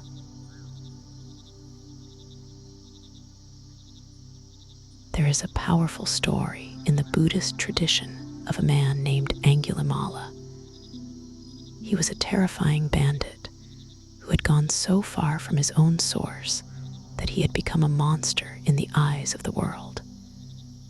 He was lost in a cycle of violence and rage. One day, the Buddha walked calmly and purposefully into the forest where Angulimala lived. The bandit saw him and ran after him, sword drawn, intending to kill him. But a strange thing happened. No matter how fast Angulimala ran, he could not catch up to the Buddha, who was just walking at a normal pace. Finally, exhausted and enraged, Angulimala shouted, "Stop, monk, stop." The Buddha, without breaking his stride, turned his head and said, "I have stopped, Angulimala. It is you who have not. The bandit was stunned into silence. What do you mean? He asked, panting. The Buddha finally came to a halt and faced him, his eyes filled not with fear, but with boundless compassion. I have stopped creating the causes of suffering, the Buddha said. I have stopped running from myself. You are the one who is still running, still caught in the momentum of your past actions. But you can stop too, right now. In that moment, in the presence of that unconditional acceptance, Angulimala saw the river of his life. He saw the clear spring he had once been, and the muddy, blood-soaked torrent he had become. And for the first time, he felt the possibility of return. He dropped his sword. He stopped running. And he began the long, slow journey back to his own source. He remembered. This story is a testament to a profound truth. No one is ever too far gone. You are not too far from your source. The silt of your past mistakes, the dams of your fear, the murkiness of your confusion, none of it has touched the original spring. It is still there, deep within you, pure and clear and waiting. The path to inner peace, to deep sleep, is the path of remembrance. It is the practice of stopping. Stop running from your exhaustion. Stop running from your sadness. Stop running from your feeling of being lost. Just stop and listen. In the quiet of this moment, can you hear it? A faint trickle, a distant memory of clarity, the feeling of your own pure, untarnished essence. It is there. This is not just a poetic metaphor. It aligns with modern psychology and neuroscience. The concept of a true self or an essential nature is echoed in many therapeutic modalities. It's the idea that beneath the layers of conditioning and trauma, there is a core self that is healthy, whole, and resilient. Practices like mindfulness, self-compassion, and deep relaxation are designed to help you reconnect with this core self. When you do this, you are not just calming your mind, you are activating deep-seated neural pathways of safety and well-being.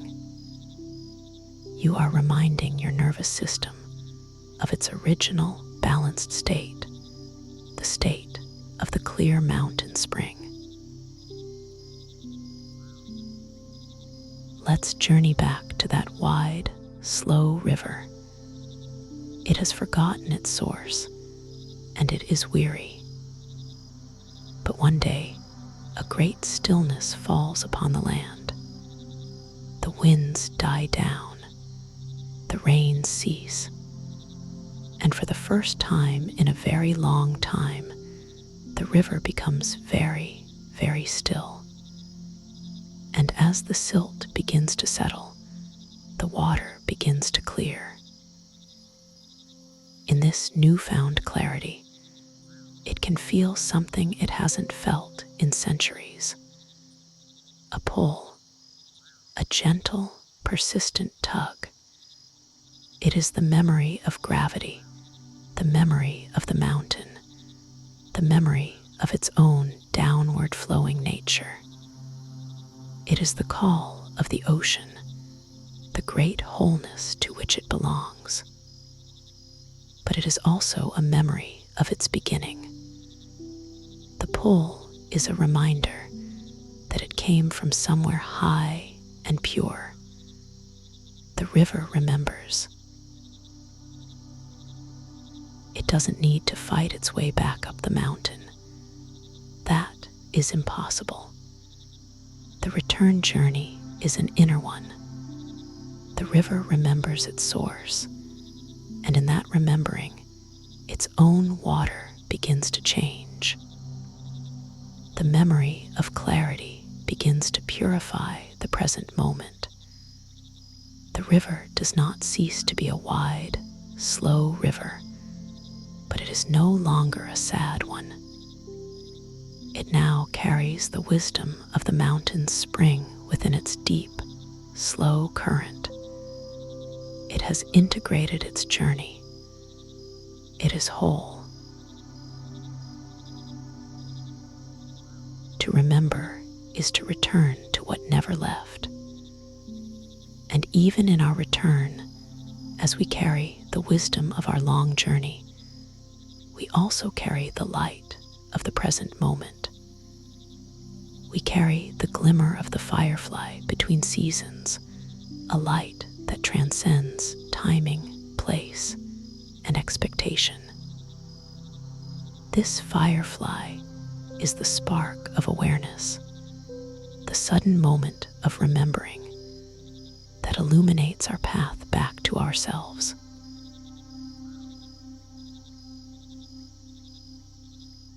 This is your reevaluation prompt for tonight. Who were you before the world told you who to be?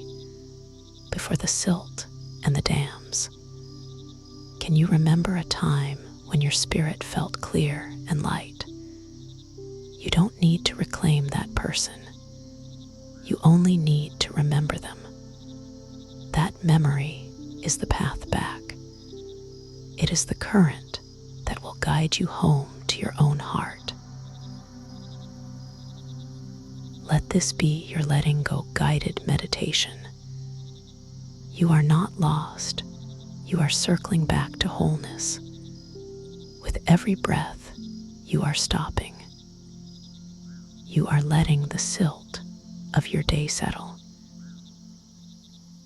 Breathe in and remember the feeling of stillness. Breathe out and let go of the need to keep moving, to keep striving.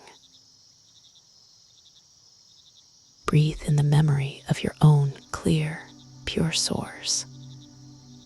Breathe out the story that you are too far gone. You are not. Let the image of the river guide you into deep, restorative sleep. You are that river. You have traveled far. You have carried much. And now it is time to be still. It is time to let the silt settle. It is time to remember the clear, bright, joyful spring that is your true and unchanging nature. It is still flowing deep within you. Even the furthest current longs to be held again. You are being held now by the stillness, by the silence, by the deep, loving memory of your own source. Everything is okay. You are home. Rest now in the clear, peaceful waters of your own being. Sleep.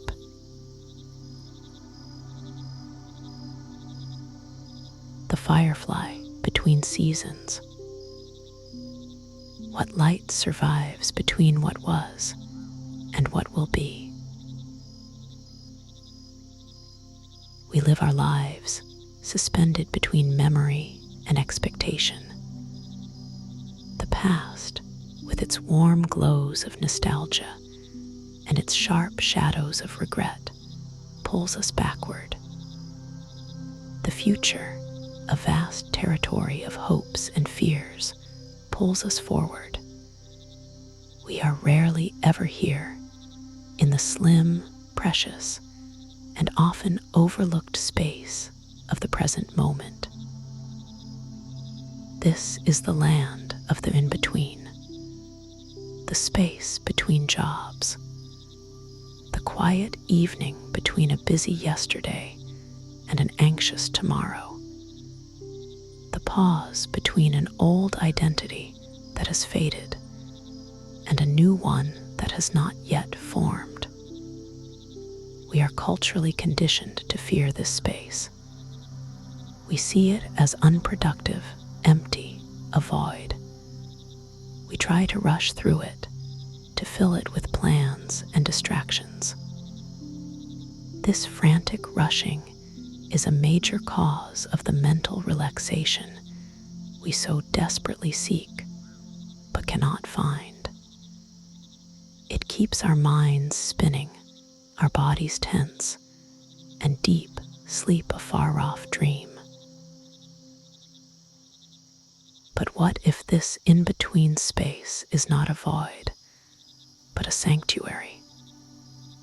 What if it holds a unique and gentle light, a light you can only see when you stop rushing?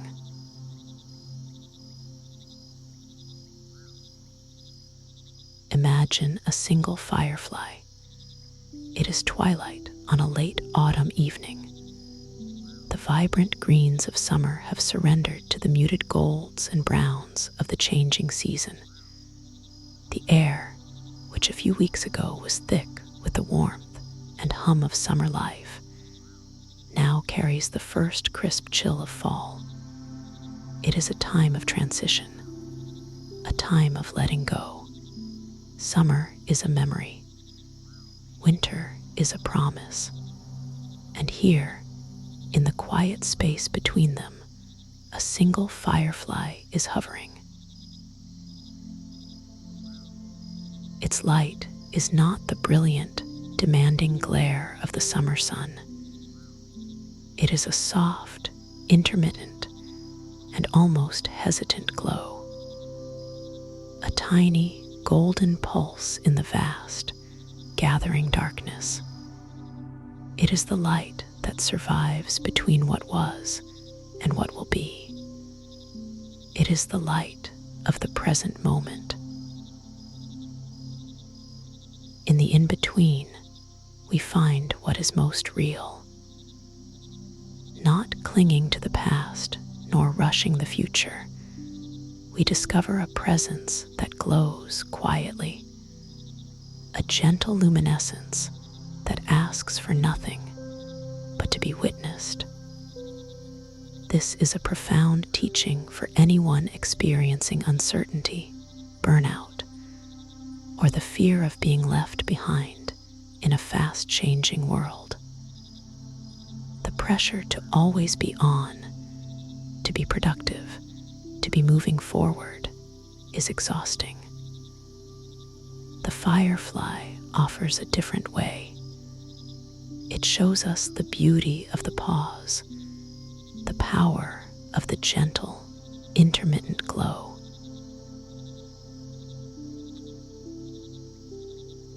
There is a Zen koan, a paradoxical riddle that asks, what is the sound of one hand clapping? The student is expected to meditate on this impossible question until they break through the limits of logical thought and experience a moment of intuitive insight.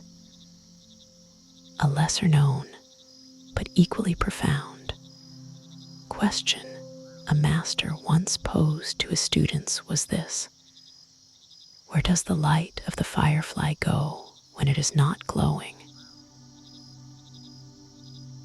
The students offered many clever answers. It is stored inside the firefly's body, master. It is potential energy waiting to become light.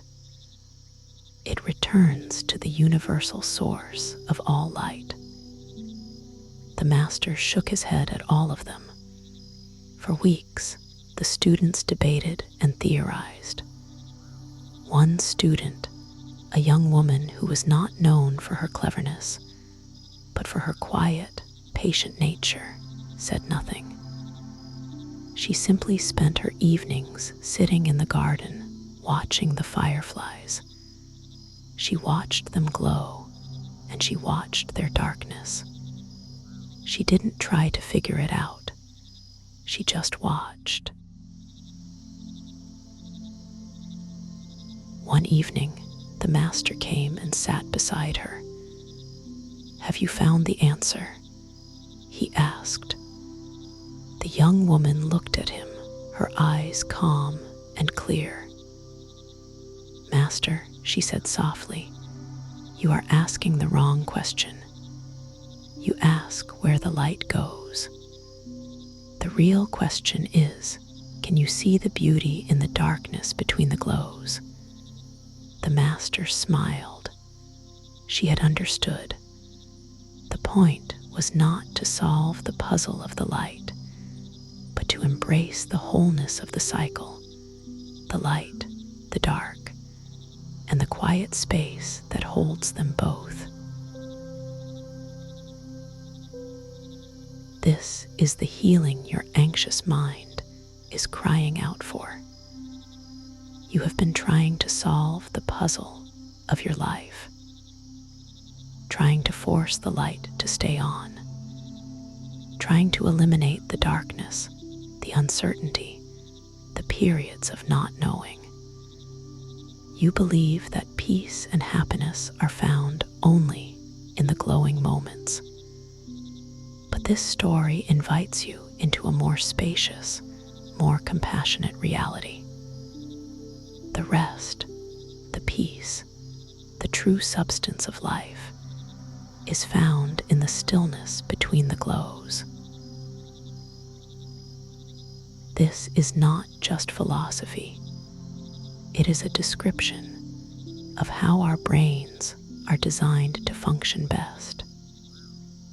The relentless pursuit of goals and the constant processing of information keeps our brains in a state of high-energy beta wave activity. This is the on state of the firefly. It's useful, but it's not sustainable. The moments of quiet, unfocused awareness, the darkness between the glows, allow the brain to shift into the restorative alpha wave state. This is when the default mode network, which is involved in creative insight and self-reflection, can do its work in a healthy way. It's when our nervous system recalibrates. By learning to value and intentionally inhabit the in-between moments, you are practicing a form of neurological self-care. You are, quite literally, giving your mind the rest it needs to heal and prepare for the next glow. Let's sit with that firefly now. You are in that twilight garden. The air is cool on your skin. The past of summer is a scent of dry leaves on the breeze. The future of winter is a faint chill in the air. And you are here, now, in between. A firefly glows. A tiny, perfect pulse of soft light. Don't cling to it. Just watch it. And now it's gone. And there is a moment of soft, velvety darkness. Don't fear it. Don't rush to the next glow. Rest in this darkness. It is peaceful. It is calm. It is a sacred pause. And then another glow, another gentle pulse, and another darkness. Breathe in with the light. Breathe out into the darkness. In and out. You are syncing your breath with the rhythm of the universe, the rhythm of effort and rest, of being and non-being, of light and soft, healing darkness. There is nothing to fix, nothing to chase. You are simply being with what is. In that gentle, pulsing glow, something profound happens. You stop striving. You stop trying to hold onto the light or banish the dark. You surrender to the rhythm. And in that glow, in that surrender, something gives way. In that glow, something surrenders to the silence that gave it all away, the final letting go that frees us completely. The firefly does not hoard its light. It offers it, and then it rests. It offers it, and then it rests. This offering and resting is the secret. This is your reevaluation prompt for this moment. What in-between space are you in right now? And have you been resisting it? Have you been trying to rush through it? Can you, just for tonight, honor it? Can you see the sacredness in this pause? The light of the firefly is not a destination. It is a companion for the journey, especially the journey through the twilight spaces of our lives. Between moments, life lives most honestly. In the space between thoughts, peace resides. In the breath between words, truth can be felt. Let go of the need for constant light, for constant progress, for constant knowing. Allow yourself to be the quiet garden at twilight, and let the gentle, intermittent light of the present moment be enough. Let it be more than enough. Let it be everything. Let this be the story that carries you into a deep and peaceful sleep. You are not in a void. You are in a sacred pause. You are the firefly, and you are learning the wisdom of the darkness between your own glows. You are learning that rest is not the absence of light, but an essential part of its dance. Let what flickers guide you. It remembers where the light ends. And where the light ends, true peace begins. Breathe in the soft glow. Breathe out into the soft darkness. Let go. Everything is okay. You can rest now. In the beautiful, quiet space in between, sleep.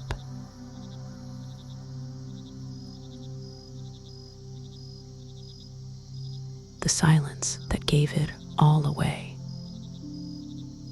If you had nothing left to hold, what would you finally receive? This is the final question, the one that waits for us at the very end of our striving. We spend our lives accumulating. We gather possessions, accomplishments, relationships, opinions, and identities. We hold them tightly, believing they are who we are. Our hands are full. Our minds are full. Our hearts are full. We are so full of the things we are holding onto that there is no room for anything else. And we are exhausted. The effort of holding it all together is a constant, low-grade strain on our spirit. It is the deep, foundational tension that robs us of our peace and keeps restful sleep at bay. We lie in bed at night, and we are still holding onto the worries of the day, holding onto the resentments of the past, holding onto the fear of what tomorrow may bring. We are like a clenched fist, and we have forgotten how to open our hand. We believe that if we were to let go, everything would be lost. We would be left with nothing. And we fear that nothingness more than anything. But what if that nothingness is not an empty void, but a vast, benevolent presence? What if the ultimate act of receiving is not one of grasping, but of releasing?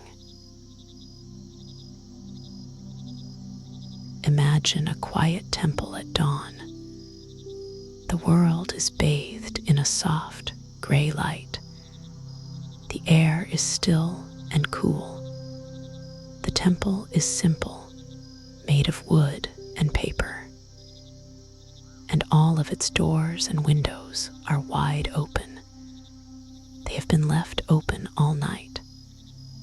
A gentle wind begins to blow. It moves through the open doors, across the polished wooden floors, and out the other side. It is a clean, fresh wind. It carries the scent of pine from the forest and mist from the valley. The wind asks for nothing. It takes nothing. It does not try to stay. It simply passes through. And as it does, it gently lifts a single fallen leaf from the floor and carries it back out into the world. It leaves the temple not empty, but clean, spacious, full of a quiet, vibrant peace. The temple's great strength, its great beauty, is in its openness, in its willingness to hold nothing. This is the final stage of surrender. In the final surrender, we stop trying to become and simply are. Generosity without self, silence without fear. The true gift is in the giving up. It is the ultimate letting go guided meditation. It is the realization that everything we were so desperately clinging to was a burden, and that true wealth is found not in what we possess, but in the spaciousness of our own being.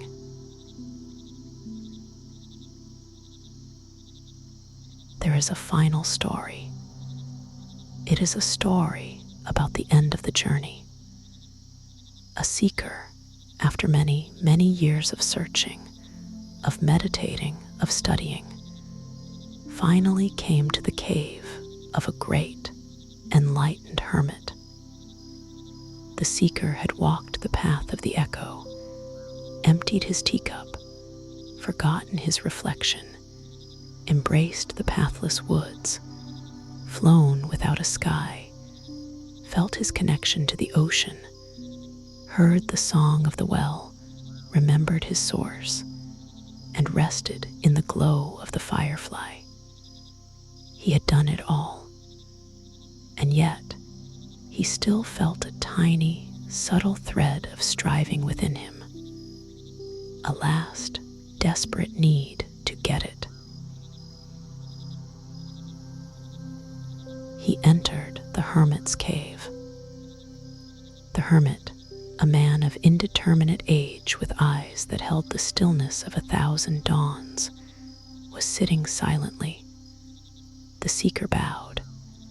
"Master," he said, his voice full of reverence and a final, subtle hope, "I have followed the path. I have practiced diligently. I have let go of so much, but I ask you for one final teaching. Give me the last secret, the final key.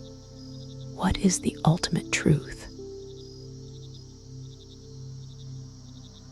The hermit looked at the seeker.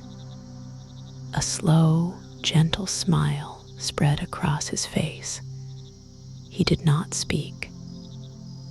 He simply opened his hands. They were empty. He held them there, open, offering nothing. No secret, no key, no final truth. Just open, empty hands. The seeker stared at those hands.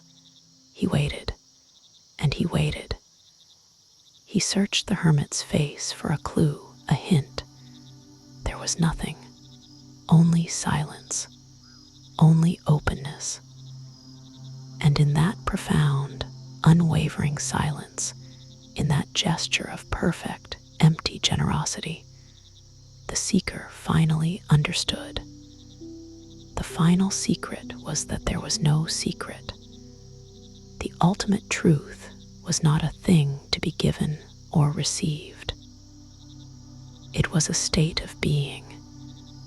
It was the state of having open hands, of holding nothing, of being the temple with the open doors. In that moment, the final thread of striving within him dissolved. The search was over. He didn't get anything. He let go of everything. And in that letting go, he received it all. The peace, the wholeness, the freedom he had been searching for his entire life. It was not in a place or a teaching. It was in the silence that gave it all away. He bowed to the hermit, his own hands now open and empty by his sides. And he walked out of the cave, not as a seeker, but as the silence itself.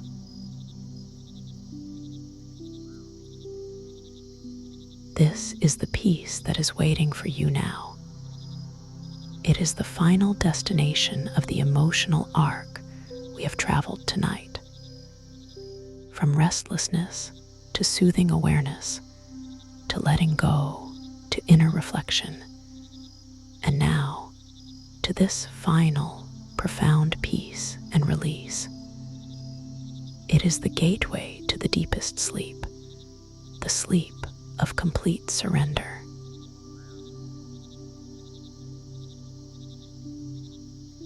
This state of being is not a far-off, mystical goal. It is your natural state. It is the state of your nervous system when it is in perfect balance, in what is called ventral vagal safety. It's a state of calm, connection, and presence, where you are not braced against a threat or shut down in despair. It is a state of open-heartedness. The journey through these Zen stories has been a journey of guiding your nervous system back to this home base. You are here now. Feel your own hands. Are they clenched, even slightly? Can you, with a gentle intention, allow them to open? Let your fingers soften and unfurl. Rest your open hands on the bed beside you, palms up, in a gesture of receiving. But you are not asking to receive anything. You are simply open. Imagine your mind is the temple. All its doors and windows are open. Thoughts may arise. Let them be like the wind, passing through without staying. Feelings may surface. Let them be like the leaves, gently lifted and carried away. You are not the thoughts. You are not the feelings. You are the open, silent, peaceful space of the temple itself. There is a kind of fullness that only silence can hold. It is the fullness of potential, the fullness of peace, the fullness of just being. There is nothing to fix, nothing to chase, nothing to hold. Your journey for tonight is complete. You have arrived. Let this final image be your sleep hypnosis with Zen parables. You are the temple at dawn. You are vast and quiet and open. The clean wind of your breath is moving gently through you, cleansing you of all that is old and heavy. You are filled with a soft, peaceful light. You are safe. You are whole. You are free. The garden never needed to bloom. It only needed to be. And you only need to be. Not a better version of you, not a more healed version of you, just you as you are, here, now. In this perfect, silent moment, let the silence speak where words no longer matter. Let this story become your dream. Let the world slow down and dissolve around you. There is only this peace, only this stillness. Let go of this last thought and sleep deeply, peacefully, completely.